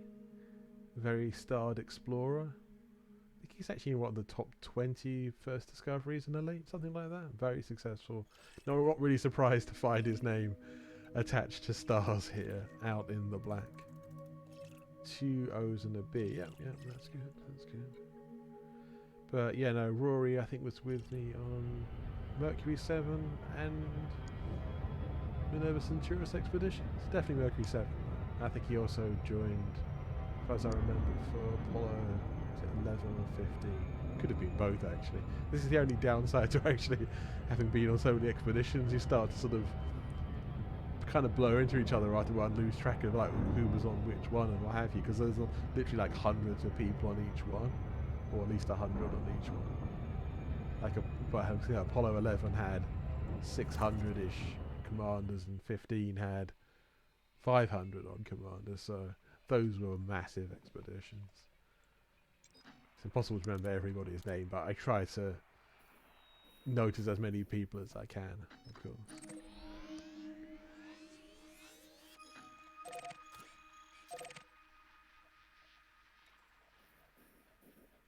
I mean, those are big events, and they took a lot of organising. It's almost unimaginable the amount of organisation that Distant Worlds took, and one or two. I mean, no wonder it took so many people to organise those.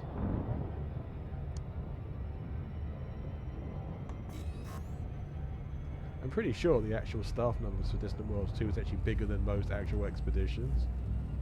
I'm sure that it was. What was it, like 30 or 40 staff members or something? 40 possibly? I can't remember. Something along those lines. But yeah, having so many, obviously 13,000 sign-ups for Distant Worlds 2, I mean, that's mind-blowingly big.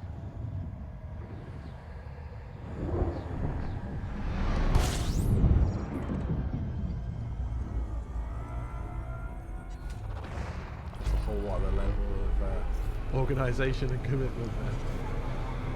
It's all good fun. And what was merciful actually about also Apollo 11 and 15 is that they were large expeditions, but they weren't very long. They were only a couple of weeks each. So yeah, but Distant Worlds went on for, was it, a few months? So it's like, yeah, that's a lot of commitment right there. Hats off to all the DW 1 and 2 organisers.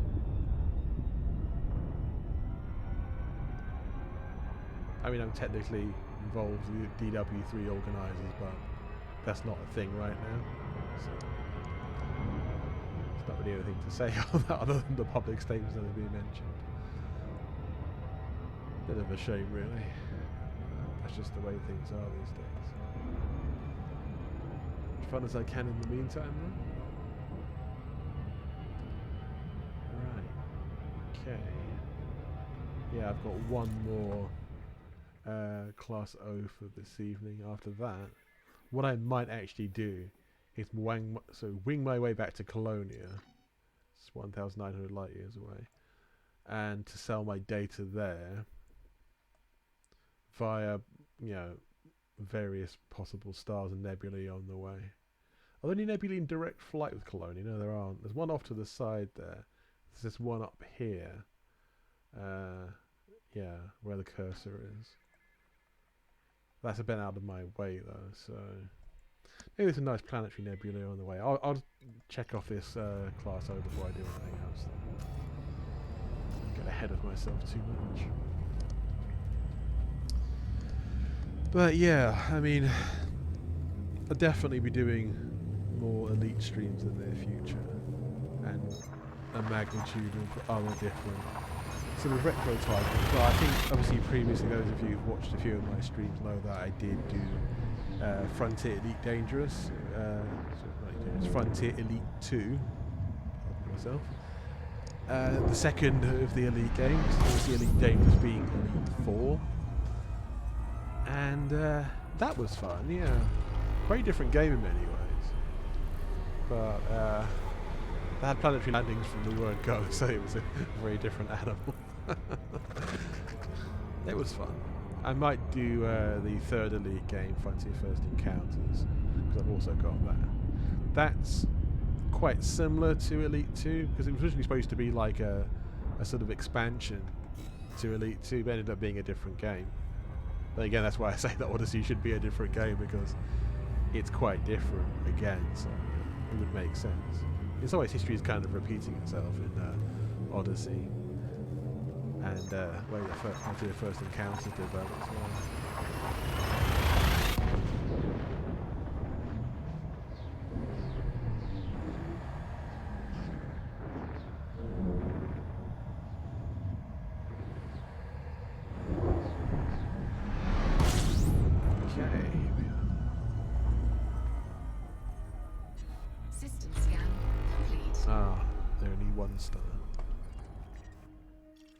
And not discovered either.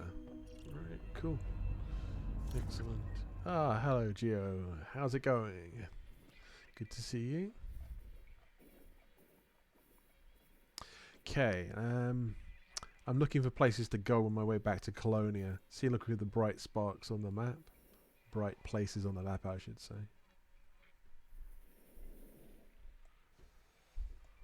Zoom out a bit so I've got clarity on it. Yeah, there it is.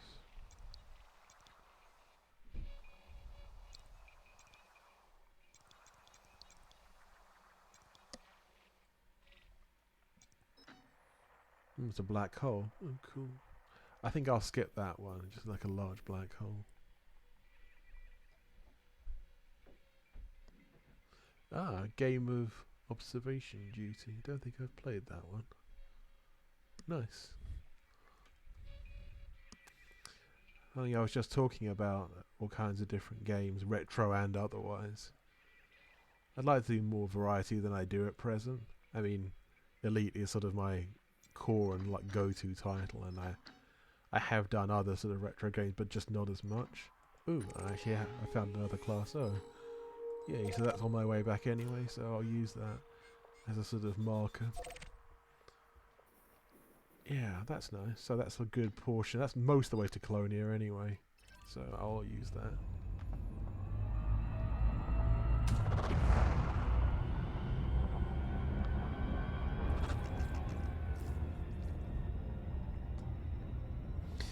I think because of the kind of age that we live in as well, there's literally more games available than any other time previously. This is the thing, isn't it? But then again, the quality is sort of varies enormously because it's impossible to ever like test them all, demo them all. So yeah, it's obviously to some degree you kind of have to go on what you know that you like and recommendations. But then again, you might try a game that you've never played before and think it's wonderful. There's always that possibility.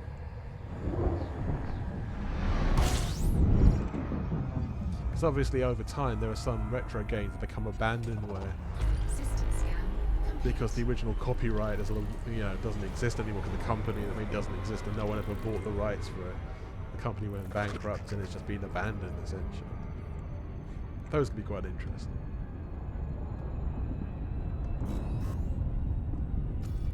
Right, 17 jumps. I think I'm going to buckyball this one a bit, to be honest. That's interesting, Geo. Never played anything like it. Yeah, that sounds cool, actually. Surveillance cameras reporting anomalies. Oh. So it's sort of mystery and horror. That's interesting.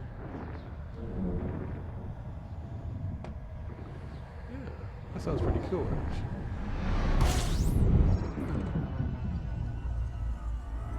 Hanging corpse with a grin on his face. That's pretty unusual. Not what you expect, anyway.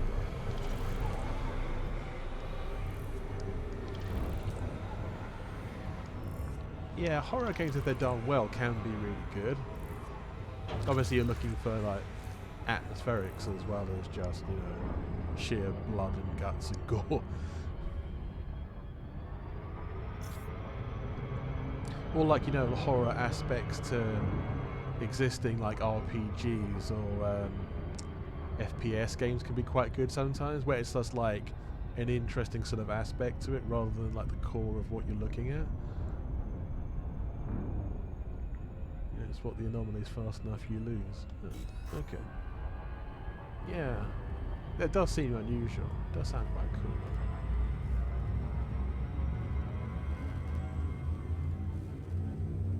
To be fair, I'm also looking for games to play at the moment that are sort of easier to play. When you're not necessarily feeling that energetic, that you can kind of play in a sort of, more kind of relaxed way.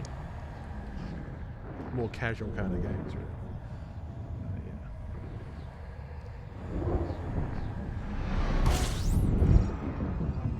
It's one of the downsides of playing Elite. Great though it is pretty involved.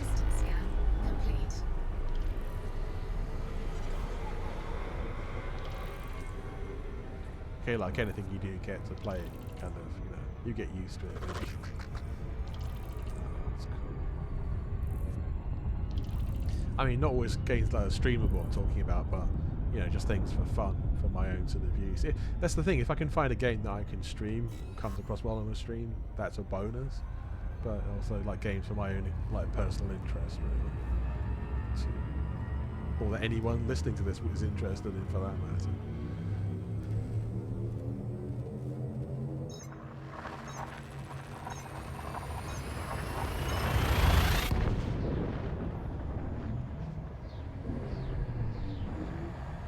I was looking through the Steam sale the other day, see if they've got anything cool there. I think it's on for a couple more days, so I'm just like trawling through to see if there's anything that I previously wanted that's on sale or just something that's nice. If I can like spend £5 and find something good, then I'm all for it. I was thinking of buying one of the old versions of Doom or Quake, because they're quite good. I mean, I actually have got Quake 2. It's literally the original version, not remastered or anything. You're tempted to stream it, are you? Oh, that's cool. This is the thing, isn't it? It's like, some games are really fun, some games are very good multiplayer, but not every game looks good on the stream, but if it works, then wonderful. Fair, some people say Elite isn't a very streamable game. I think Elite's not a bad stream game. It's not necessarily the most, should we say, stream friendly, but it's not unfriendly either. It's kind of somewhere in the middle. But you are going to get a lot of games that are like that. Well, the reason I get the impression that Fortnite is so popular as a stream game, not just because a lot of people play it, lots of games that are very popular in the same way, but it's the fact that it's a very streamable game.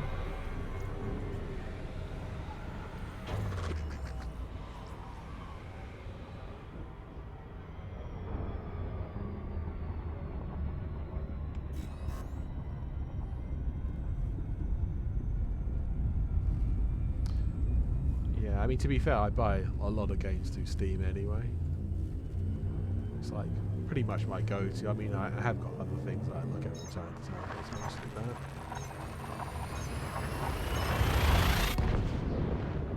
I think the only time that it kind of goes a bit wrong is if you know when you buy something off one particular game or game platform, that you end up having to like get another login with the original developer to make it work, and it's irritating, you know, when that happens.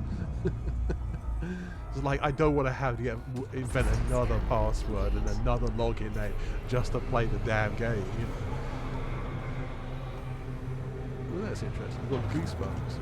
Some videos. That's cool. I think anything that gives like a strong emotional response like that is always worth looking into for streaming. Because if it gives you that kind of response, it'll probably give other people the same as well. I'm trying to remember some of the horror streams that I've seen recently. My mind's gone blank actually, but there's a few that are quite popular, I think, amongst the sort of Twitch community. Is it Phantasmophobia or something?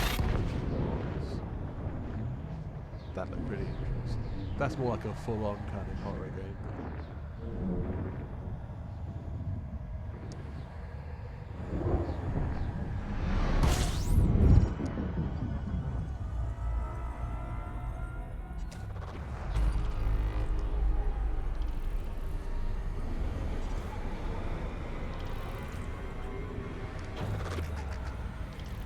Dead by Daylight is a popular one.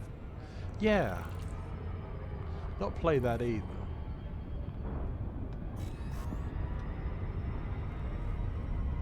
One thing I will say is I would like to play Cyberpunk, but the problem is that the specs of that are too high for my machine. So, yeah, that looks like a good game for us.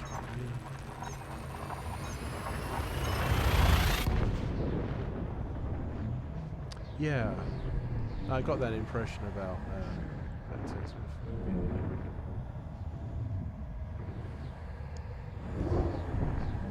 The only reason I mentioned Phantasmophobia because it's one I do actually know, so that's like an interesting sort of reference point, yeah.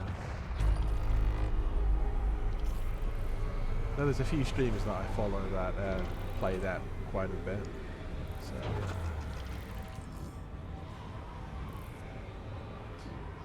Oh, that's a good point actually. One of the cool streamers I'm talking about was for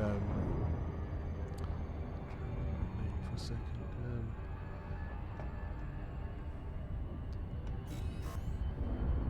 I can't believe I'm forgetting at the moment. This is what happens when you pay attention to too many things at once.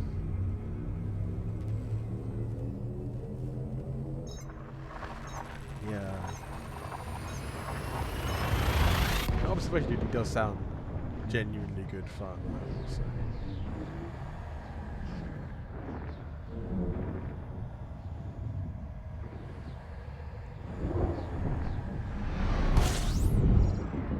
How much is it by chance, actually, observation duty?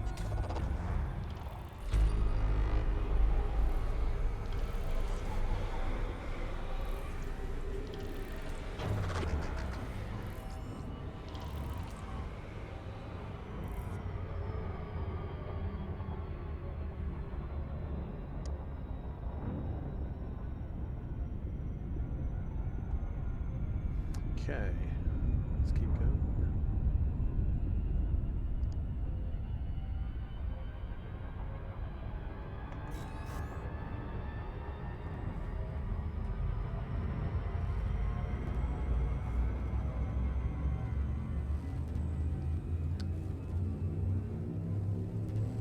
That was like thinking about that was it. Paige Hardy. She's really cool.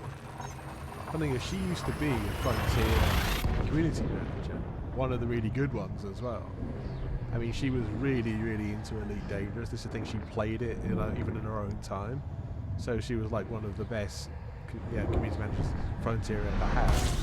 And yeah, she left it to become a full-time streamer. And fair enough, really. But you know, I think she's still got a lot of respect for the community. But she does a lot of good streams, and Phantasmophobia is one of those, so she's worth checking out.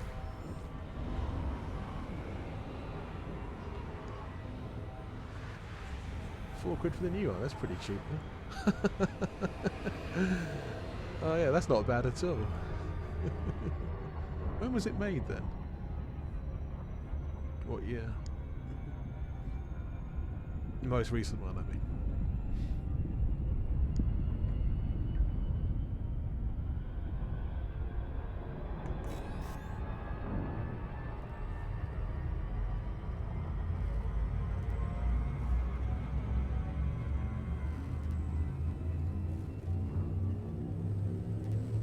Okay.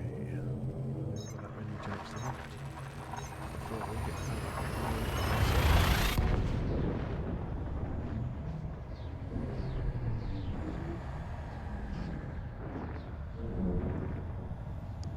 new one was out December 21st. Okay. So it's £4. That's a new game, that's pretty good. We're so used to new games costing an absolute bomb, you know.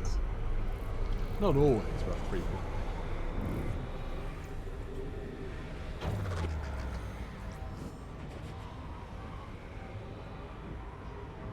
Oh, that's cool. I like little indie games. I absolutely do. There's nothing against like big studios, but you know, it's all good, really. I mean, the thing is, with obviously with indie studios, is they're often they're more quirky and often more fun because obviously it's like a more direct line. You've got fewer layers of management and stuff, and it's just more direct to a small group of developers doing stuff. And also they're frequently more agile and actually fixing problems. But then the bigger the corporations, often the longer they seem to take to turn around. Not always, but you know. But no, Little Indies are cool.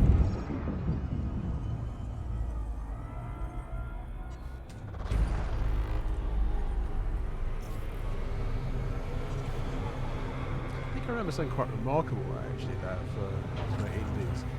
For like No Man's Sky, the actual total personnel for it was like ridiculously small compared to the other sort of major space games. I think, I'm trying to know off the top of my head, Obsidian did a video about this, and I think it was something like, what was it, 30 to 50 people in total working on No Man's Sky. Elite was about 400, and I think Star Citizen was something ludicrous, like about like, what was it, 4,000 or 5,000 people or something like that, and that's not even out of alpha yet. So I was thinking, what the hell's going on there? But that's a different conversation completely. But yeah, I suppose at least No Man's Sky and Elite actually came out. That's the thing. I mean, with Star Citizen, it's like, what's going on there? It's been more than a decade now. And they kickstarted the same year as Elite Dangerous 2012, so it has been 10 years, and it's not even into beta yet. I don't even know how anyone puts up with that, to be honest. If I was an investor in that, I'd have probably sued the bastards for diddling me by now.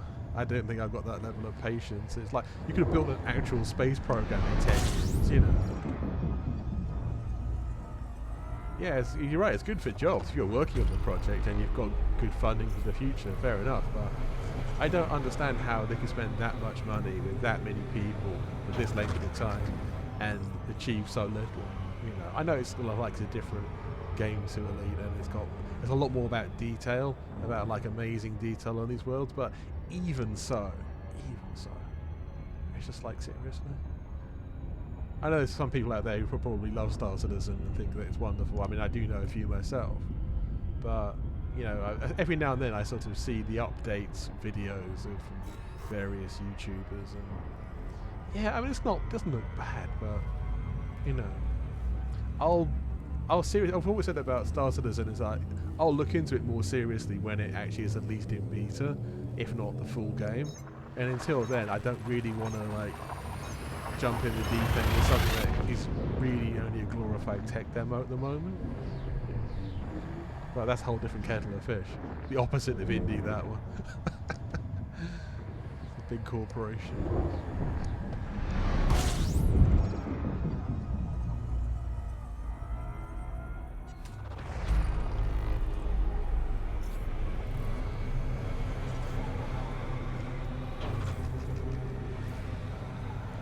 I mean, this is the thing also about, I suppose, the sheer amount of money that's been involved in this. It's like, think about how many indie games you could make for the budget of Star Citizen.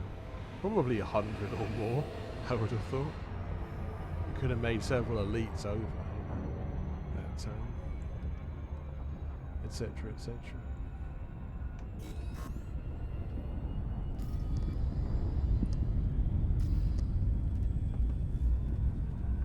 But this is the point, exactly right. You're right, Gio. It's like it's been in alpha for like I don't know how many years now, like 8, 9, 10 years, something like that.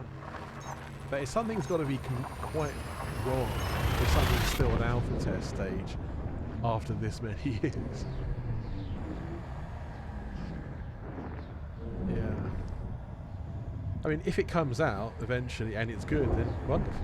But, you know, is it going to be like the game equivalent of like Chinese Democracy by Guns N' Roses, the most expensive thing ever, one that took the longest amount of time? It was good, but it wasn't great, and it was nowhere near the expectations that had been built up for it over the years. To be fair, that's probably what's going to happen. It will come out eventually, but most people will go, yeah, this isn't bad, but it's like, was it worth the wait? Probably not. It would have to be pretty spectacular to justify the amount of time and effort and money that they've taken on it.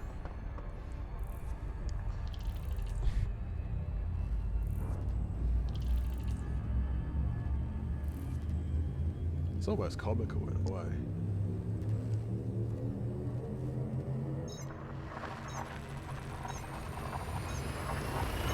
Oh yeah, you got a laugh.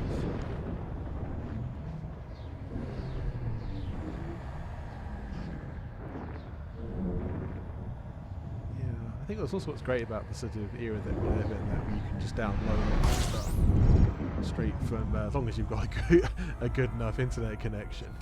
There's so many games accessible to you, all from like, you know, out of copyright games or abandonware from the 80s or 90s all the way through to, you know, massive online multiplayer games. And anything in between, really.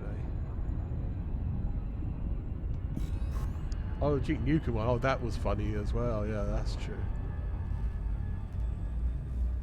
Yeah. No, that's a good point, actually. The final one developed in a few months of Duke Nukem ended up being atrocious. I remember the early Duke Nukem games were quite fun. I really liked those. They were genuinely good games. But you're right, it's like there was so much investment emotionally from that, and people kind of who were fans of it just gave up after a while. But you're right, it's like, what was the point of spending all that time and then keep changing it? It's just like, that's not going to help.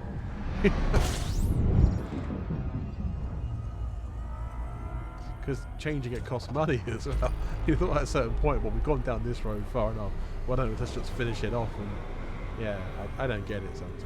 But we've said this before, it's like in all kinds of different areas of life, whether it be politics or corporations or even like government bodies or whatever, you will find people, or sometimes leadership positions, will come in and they'll change something, not because it's a good idea, but for the sake of it, just to show their power as well. It's like just at the very minimum to show, look, I am a great leader. I came in, I changed these things. Look what I did. Not because it was better or that it worked any better than the previous system or the previous whatever the project was, but because they think it's a good idea for them. And I've seen it happen so many times, and it's so sad. Like Duke Nukem sounds exactly like that. Some new producer or director came in with some new ideas pretty much for the sake of it, and then changed it, and it ended up being terrible. I never actually played the final version of Duke Nukem that we're talking about. I think because I didn't want to be disappointed, because I say some of the original Duke Nukem, that was good fun. This was a while ago, the late 90s I think Duke Nukem came out.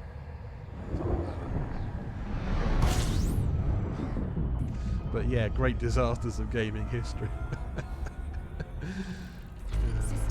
I'm sure there's a whole website about that, great disasters of gaming history. See what we have here in this system. Yep, someone's already default username. Default username. So it's one word. It looks like default to username. Second. Yeah, it's a couple. There's B and an O, and yeah, Herbig in the middle. Cool.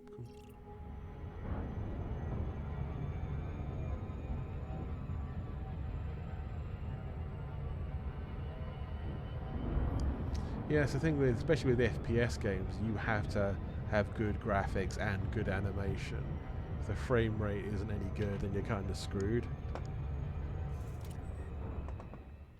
I mean, FPS games these days are very demanding in terms of the graphical sorts of, computation they have to make, and the frame rate is incredibly high, so you can't really have a sort of lackadaisical development and they can't have a bad system behind it. Why did I click on this system? What was interesting about it? Why did I bookmark this? Sometimes you do this, you bookmark something and think, why did I bookmark this? I think I know why. It was something to do with being on the Neutron Highway. It was like a jump point for it or something. Or jump point 2. Asura. Yeah. I might sell my data to my old chums of CCN in the tier system. That's what I suggested anyway. I used to be one of the leaders of an in-game group called CCN, one of the more successful groups within Elite. It's certainly one of the biggest player groups for a long time in the game, Cloning Citizens Network. Yeah. I wasn't one of its original leaders, but I was like one of its second generation of leaders. And it was good fun for a long time, I will say. So my early expeditions were sponsored by CCN. And yeah, it was good. I sort of worked as their sort of head of security for a while. So yeah. No, it's all good. But yeah, back to funny or bizarre games. This is the thing, with any title I suppose you've got to have focus and purpose. There has to be a vision, because there isn't, it'll just go all over the place. It'll be a mess. I like Duke Nukem.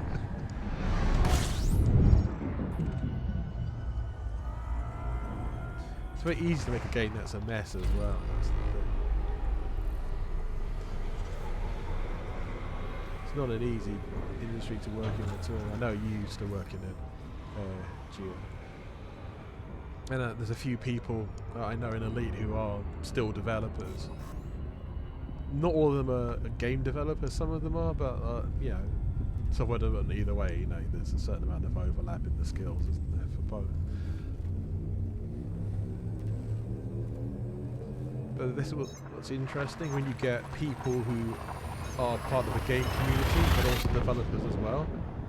They can give very good feedback usually. So it's cool when you get that.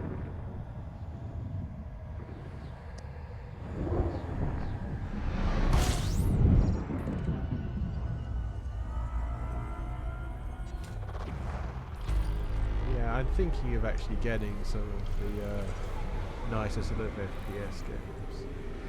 I was looking into sort of buying one of the more recent forms of Quake or Doom.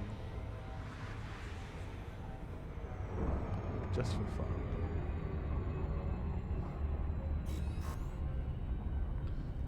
I did actually want to buy Knights of the Old Republic, Star Wars, but it wasn't Knights of the Old Republic, sorry, it was Jedi Fallen Order I was going to get. But the problem is, I don't think my graphics card's really up to it. Which is a shame. It's kind of right up my street otherwise. There's a lot of Star Wars fans around these parts, unsurprisingly.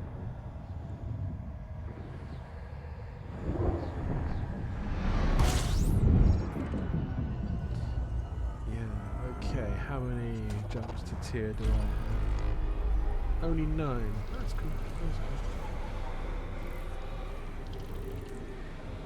Yeah, and me too. I've heard good things about the new Doom as well. I think, to be fair, it's one of those sort of series of games. There aren't really many bad ones, if any at all. Doom's been a very successful franchise. Quake is a little bit more inconsistent. Yeah, Doom Eternal, isn't it? Yeah, I'm looking into getting that. I think that might be at the limits of what my machine's capable, but yeah, it does look cool.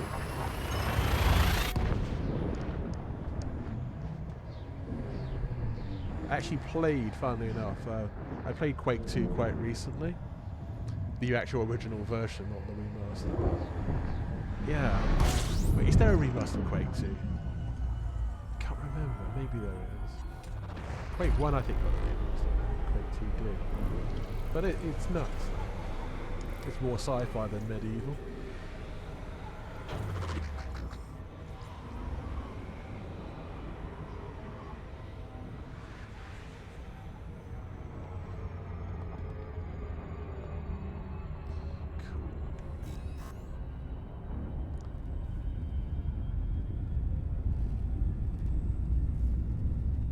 Yeah, trying to see what there is in, I think it might be in the Steam sale, possibly. Doom Eternal.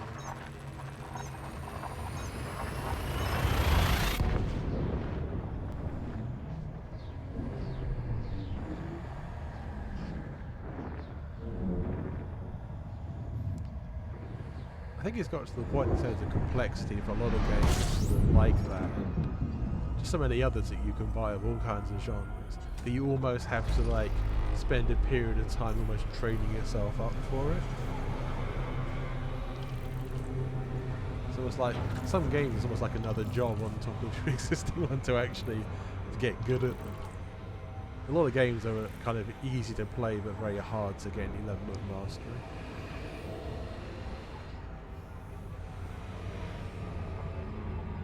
Having said that, there's always easy mode, I suppose.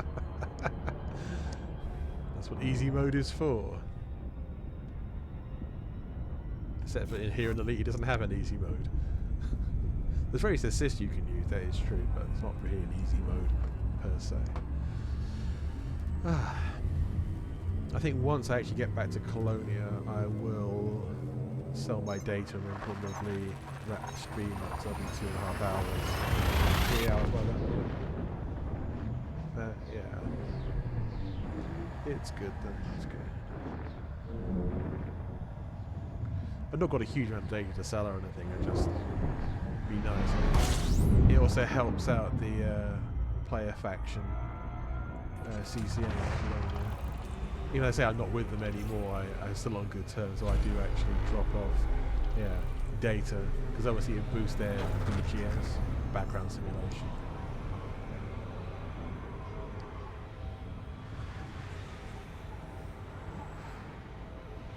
If anyone's got any other suggestions about cool games that can be streamed, or just ones that are fun, really, just fun to play, do hit me up in the chat.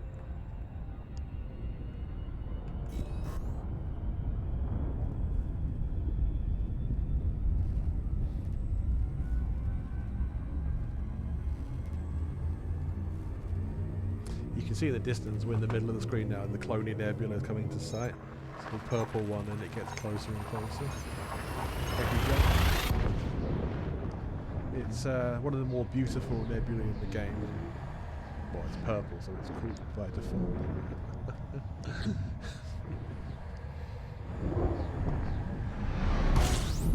Yep, here we go.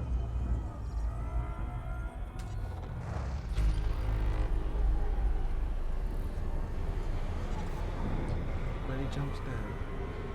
Now, Colonia has become more and more populated and more new systems have been opened up. It's not anywhere near the bubble in terms of activity or population or anything, but yeah, if anyone plays Elite and they want a new challenge or anything that's interesting, just yeah, hop over to Colonia. And some people really love it. It has that sort of Wild West feel to it. But some people really don't and not impressed by it at all. But if you know, you've been out there and seen it, at least you know that it's for you or it's not for you. That's why I always encourage people in the Elite universe to explore as much as they can, because then you can, or just try different jobs, different activities, ways of life, etc. within it. You never know, you might really enjoy a particular activity, or you might really hate it, but at least you know.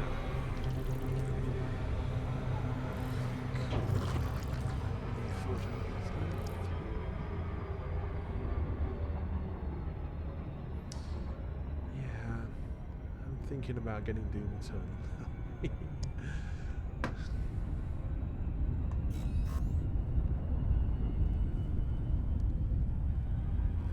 Don't know how streamable that will be. It'll probably look good on the stream. I don't know if my hardware will be able to put up with it though.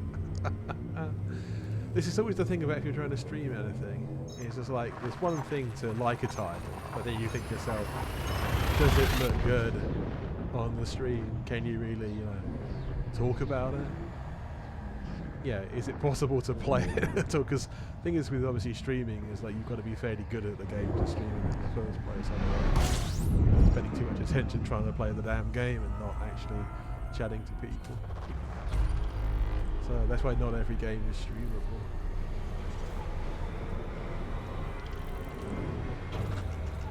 But it's a good way, I think, to find out about a game that you want to play. Go look for a stream. If someone's streaming it, then you might be able to find out more about it before you actually buy the thing. At least that's my way of looking at it.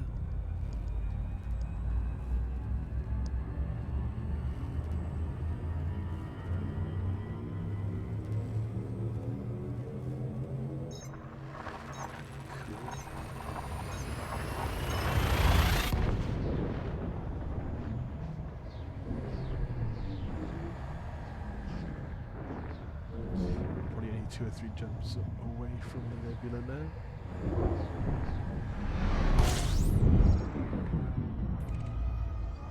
Yeah, EL proper.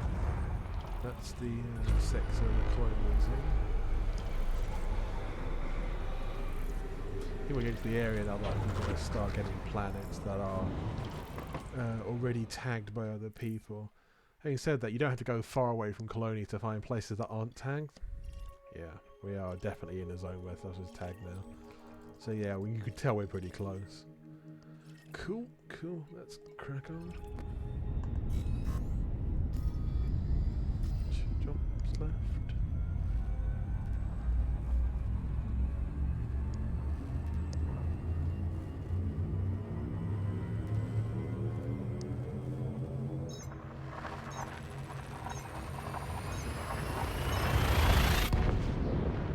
That's true, Gio, absolutely.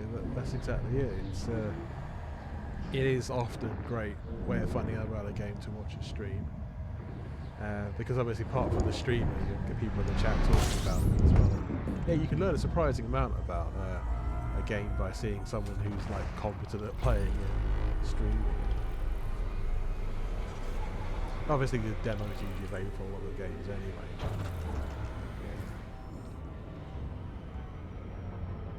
It's another tool. Here we are. The nebula is becoming more apparent. Only 37 light years now. One more jump.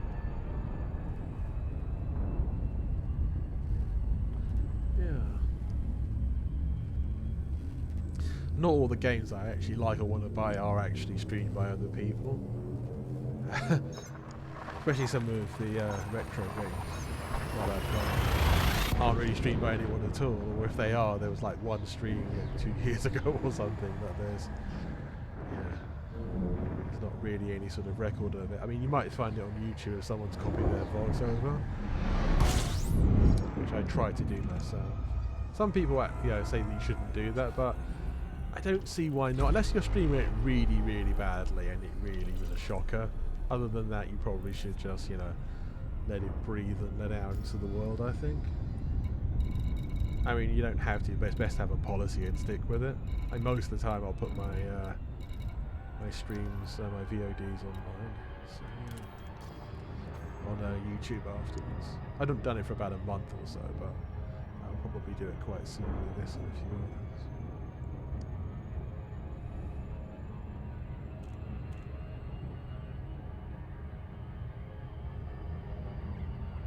That's a good point, actually. I don't think I did it with my last stream. I should have done that already. Yeah, that's a good point. Bolden's Enterprise, named after the former NASA head, NASA administrator, Charlie Bolden, the first African American actually to be head of NASA. Also the first black man to command a shuttle back in the day. So I think he flew on the shuttle 3 times. I think, what was it, once as pilot, twice as commander. But yeah, he was an interesting guy, Charlie Bolden. He was Obama's NASA administrator, so that's who the station is named after.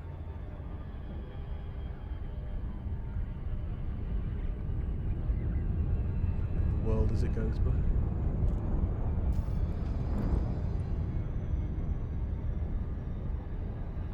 It's nice looking sort of Mars-ish sort of colour there.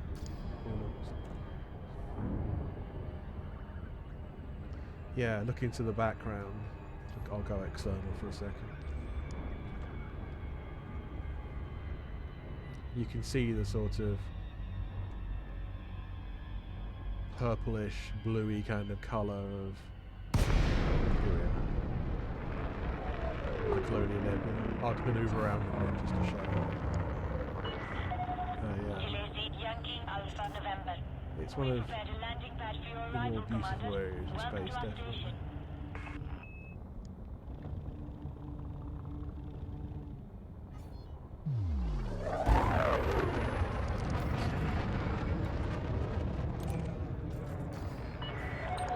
Request approved. Set down on landing pad 3-5.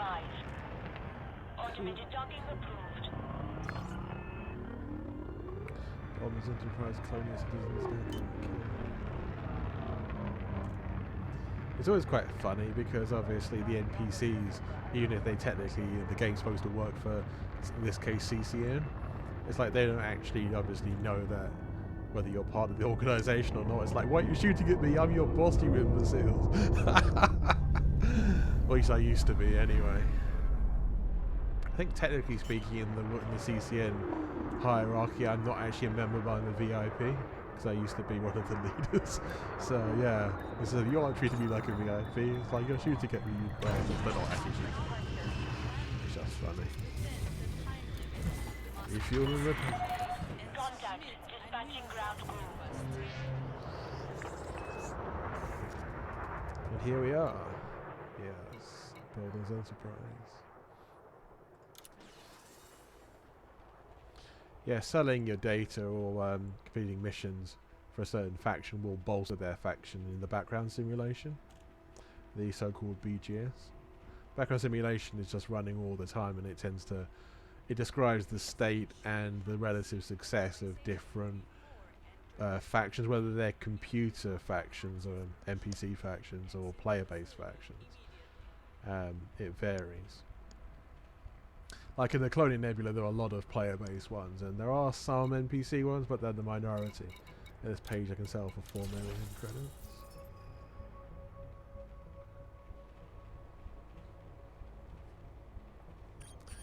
But yeah, I'm sort of bolstering this faction by selling the data here. That'll improve their BGS locally and hopefully give them more power within the system. This is not their home system, that's Centralis, but this is one of the outliers. And see, this is all the original, so first discovered that I've got from this particular trip. I don't think this is going to be the most lucrative trip ever because it's not a long one. I'm going to very specific systems to discover stuff. But yeah, 13 million for that page. That's also good.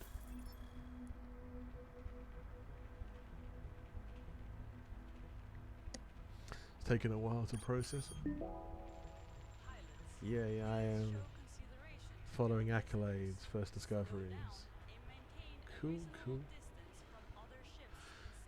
It's always nice to get your name on things. Always the tags in the game, it's always fun to get your name on stuff.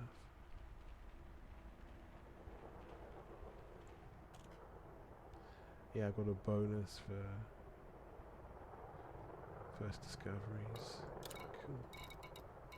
Got 17 million so far, I think it was. 20 million now.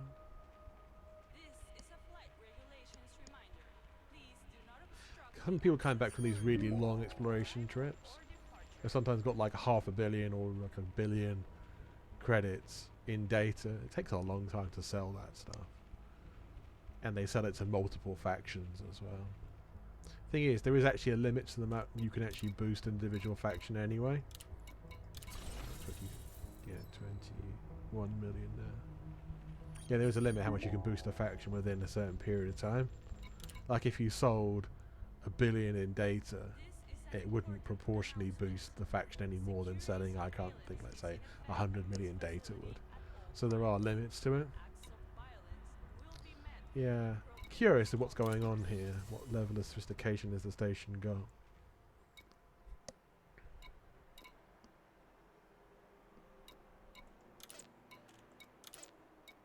The passenger missions. Yeah, cool. Missions are available generally. Deliveries. Deliveroo. Getting near fabric, etc., etc. Delivering synthetic meat. Progenitor cells. That CCN itself. That's what the player-based faction is doing. Hot Collar, another player-based faction nearby. They have a foothold in the system, hence they're on the list here. Jacques is a NPC one. Colonial Cooperative is the same.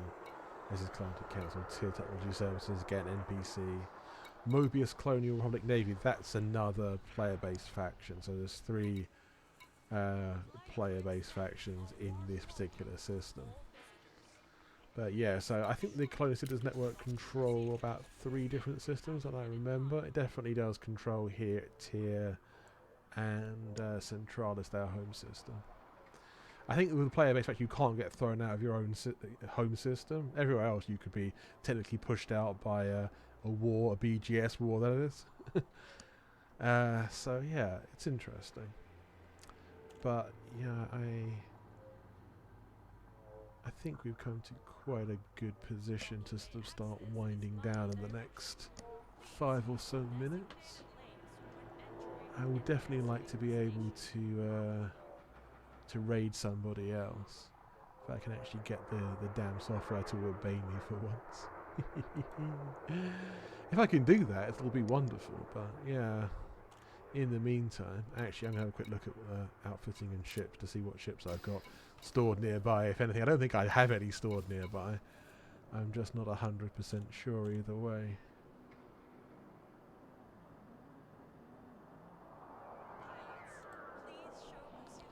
Okay, so I've got most of my ships are based in the bubble. See, we've got the Cobra Mark III at Shinrarta Dezhra for Cobra Mark IV, also at Shinrarta Dezhra. I think a lot of my ships are either Shinrarta Dezhra or another system in the bubble. Yeah, these are all. Well, the Rubigo one is just outside the bubble. Oh yeah, or Cerner's Voyage I was talking about earlier. Yeah, that's a good one.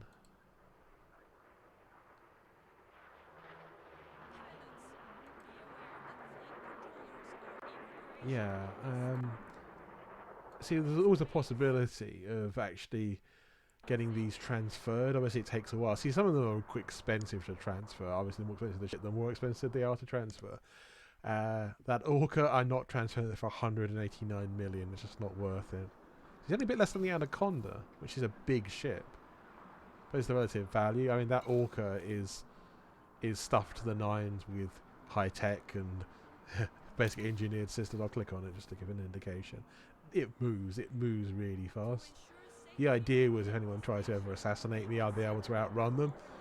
And to be fair, some actual gankers did tell me that, yeah, I would probably survive being able to do those kind of speeds. So, yeah, it was deliberately designed as an assassination-proof ship, and it does well, as you can see. Prismatic shield, shield boosters, good shield, good armor, good general survivability.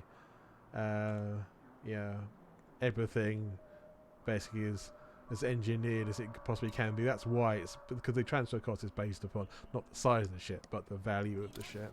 See, that Anaconda is pretty stripped down. It's got a good range to it and everything, but it is pretty stripped down.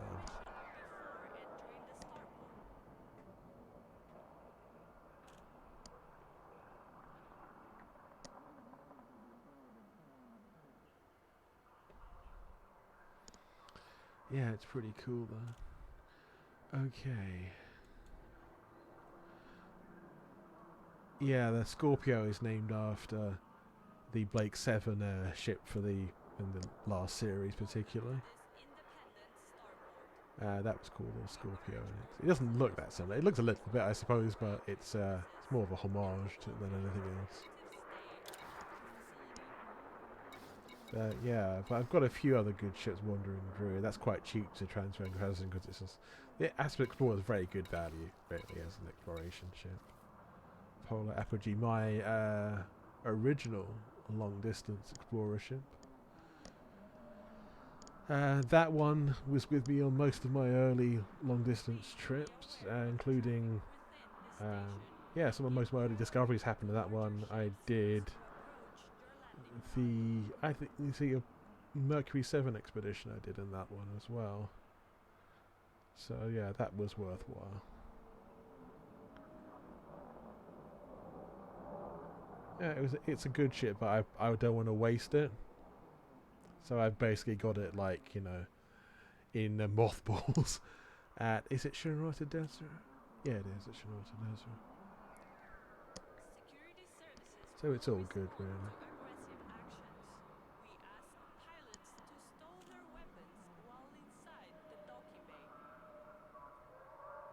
I've got a few ships sort of scattered around the bubble.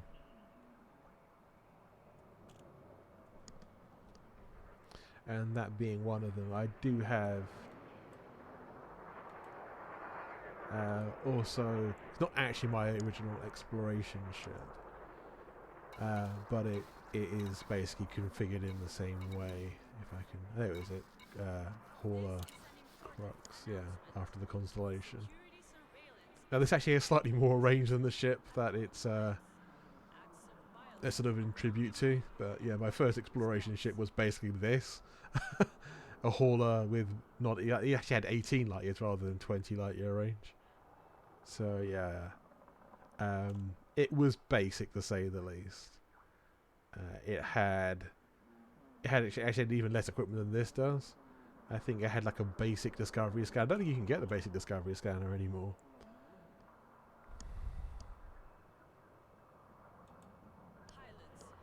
But yeah, that was again an earlier. This exploration. This is long before FSD boosters were a thing, so I just literally like honked and scooped as best I could. But you don't have to have a fancy ship to go out exploring. Just sometimes it's easier to hit there. As long as you've got a fuel scoop and you've got a discovery scanner, you can go exploring. It's that simple. You might be able to get as far as easily as you could if you had, you know, a big, powerful ship or a good jump range. Like the DBX is a good example. The Diamondback Explorer of a very cheap and accessible but good range exploration ship. Had a Python as well, not this particular Python, but yeah, that's one I use for a lot of passenger work. That's why it's at Robigo basically, so you get the general idea. Oh, the Corvette Great Scott, I use that as sort of security ship on the Apollo 15 expedition.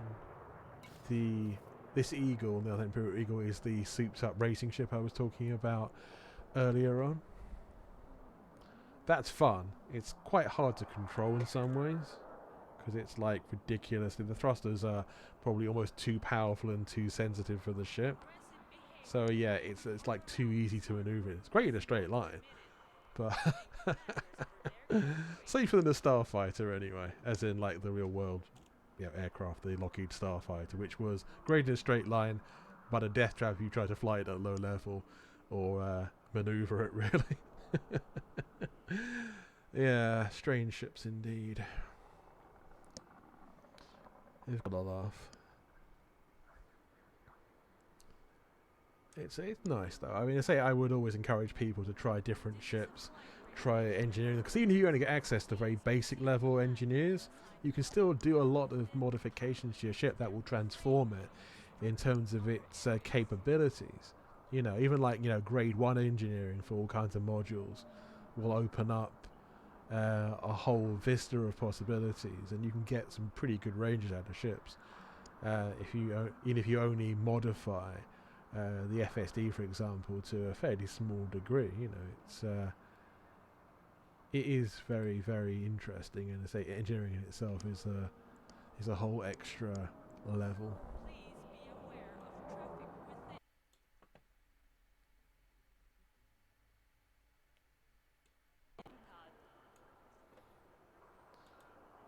Okay, I do have some other bits and pieces. Like I've got a fine apparently on this cutter. Wait a minute, that's weird. Why am I got a fine on my cutter? I don't know. Global fine, 950 credits. Did I just like bang into a ship on the way out or something? Yeah. I do wonder why. I think this is like a mining ship or a general purpose ship that I have. It must be because I haven't actually. I have named it Jupiter Maximus, yeah. The Imperial Courier, again for sort of racing and fun purposes. That's always a good one. That's nice. But ultimately, yeah, a lot of people always suit these up and engineer them heavily for racing. And I think it's a good one. It's probably more controllable than the Imperial Eagle. I will give it that, definitely.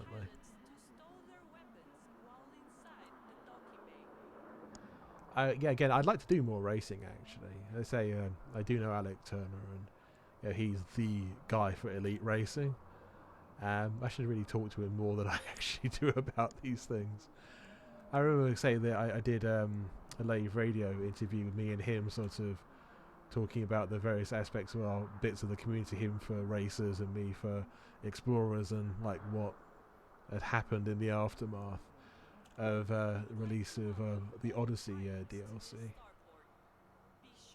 and obviously its effects upon different parts of our respective communities, and good or for ill. But yeah, I've got a few, random sidewinders in various places, so that I can sort of suicide winder back to the bubble if necessary. Which I probably won't do because I don't want to destroy the ship. Hence, I might just park it here and suicide winder back that way, without destroying the ship.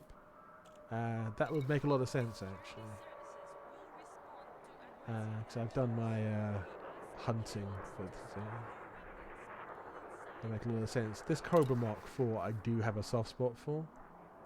Named after this one is with Columbia, named after the Apollo 11 command module. This wasn't the one I was thinking about, actually. I have another 4 somewhere else, named after Wally Schirra. That's the one. But yeah, the 4 you can only get, I think, through a Kickstarter, or you actually bought the game and Horizons in like its first iteration when it first ever came out. But yeah, I was one of the people who I think bought the bigger Horizons pack, or the whatever it was at the time that got you there. I'm surprised they've not actually opened it for general use by now.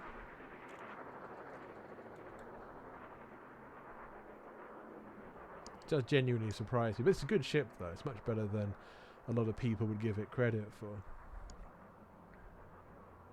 I mean, I like it. I like it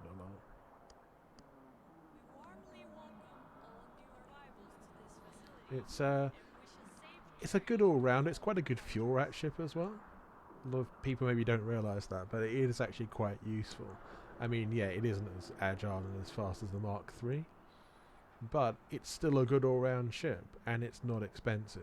Okay, you obviously have to have the right account to purchase it, but it gets a lot of unnecessary hostility towards it. It's not that bad a ship.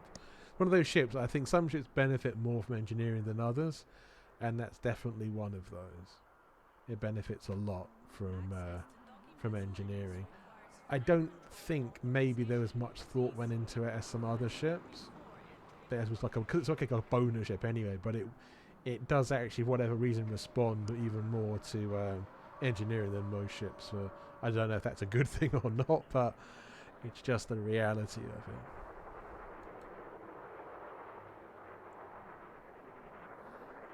Oh yeah, I very much like it. Underrated ship overall, I think. Definitely underrated. Ooh, there's my 25th anniversary Eagle.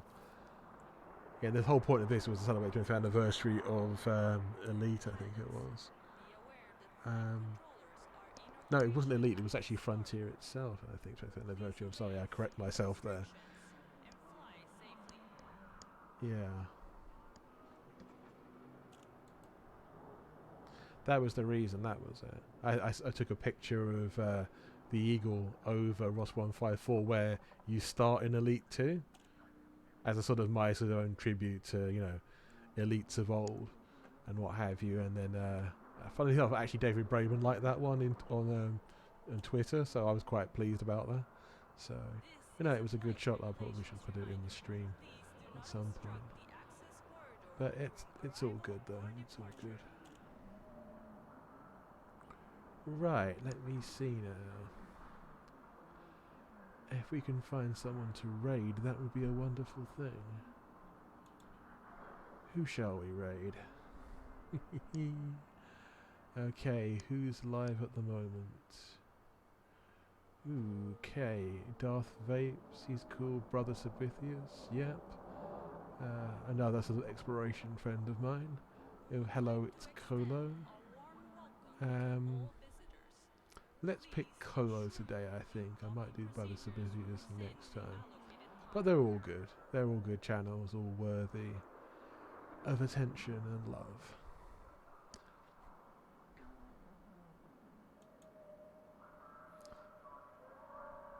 Anyway, thank you everybody, and I will see you in the near future. I tend to do a lot more of these streams, and thank you for all your attention, and I hope you have a good one. I will see you all soon. Hope you have a wonderful start to your new year. And let's raid our chum Colo. Another former... she streams Elite mainly for, you know, like controller reasons these days, but you never know. It'll be cool.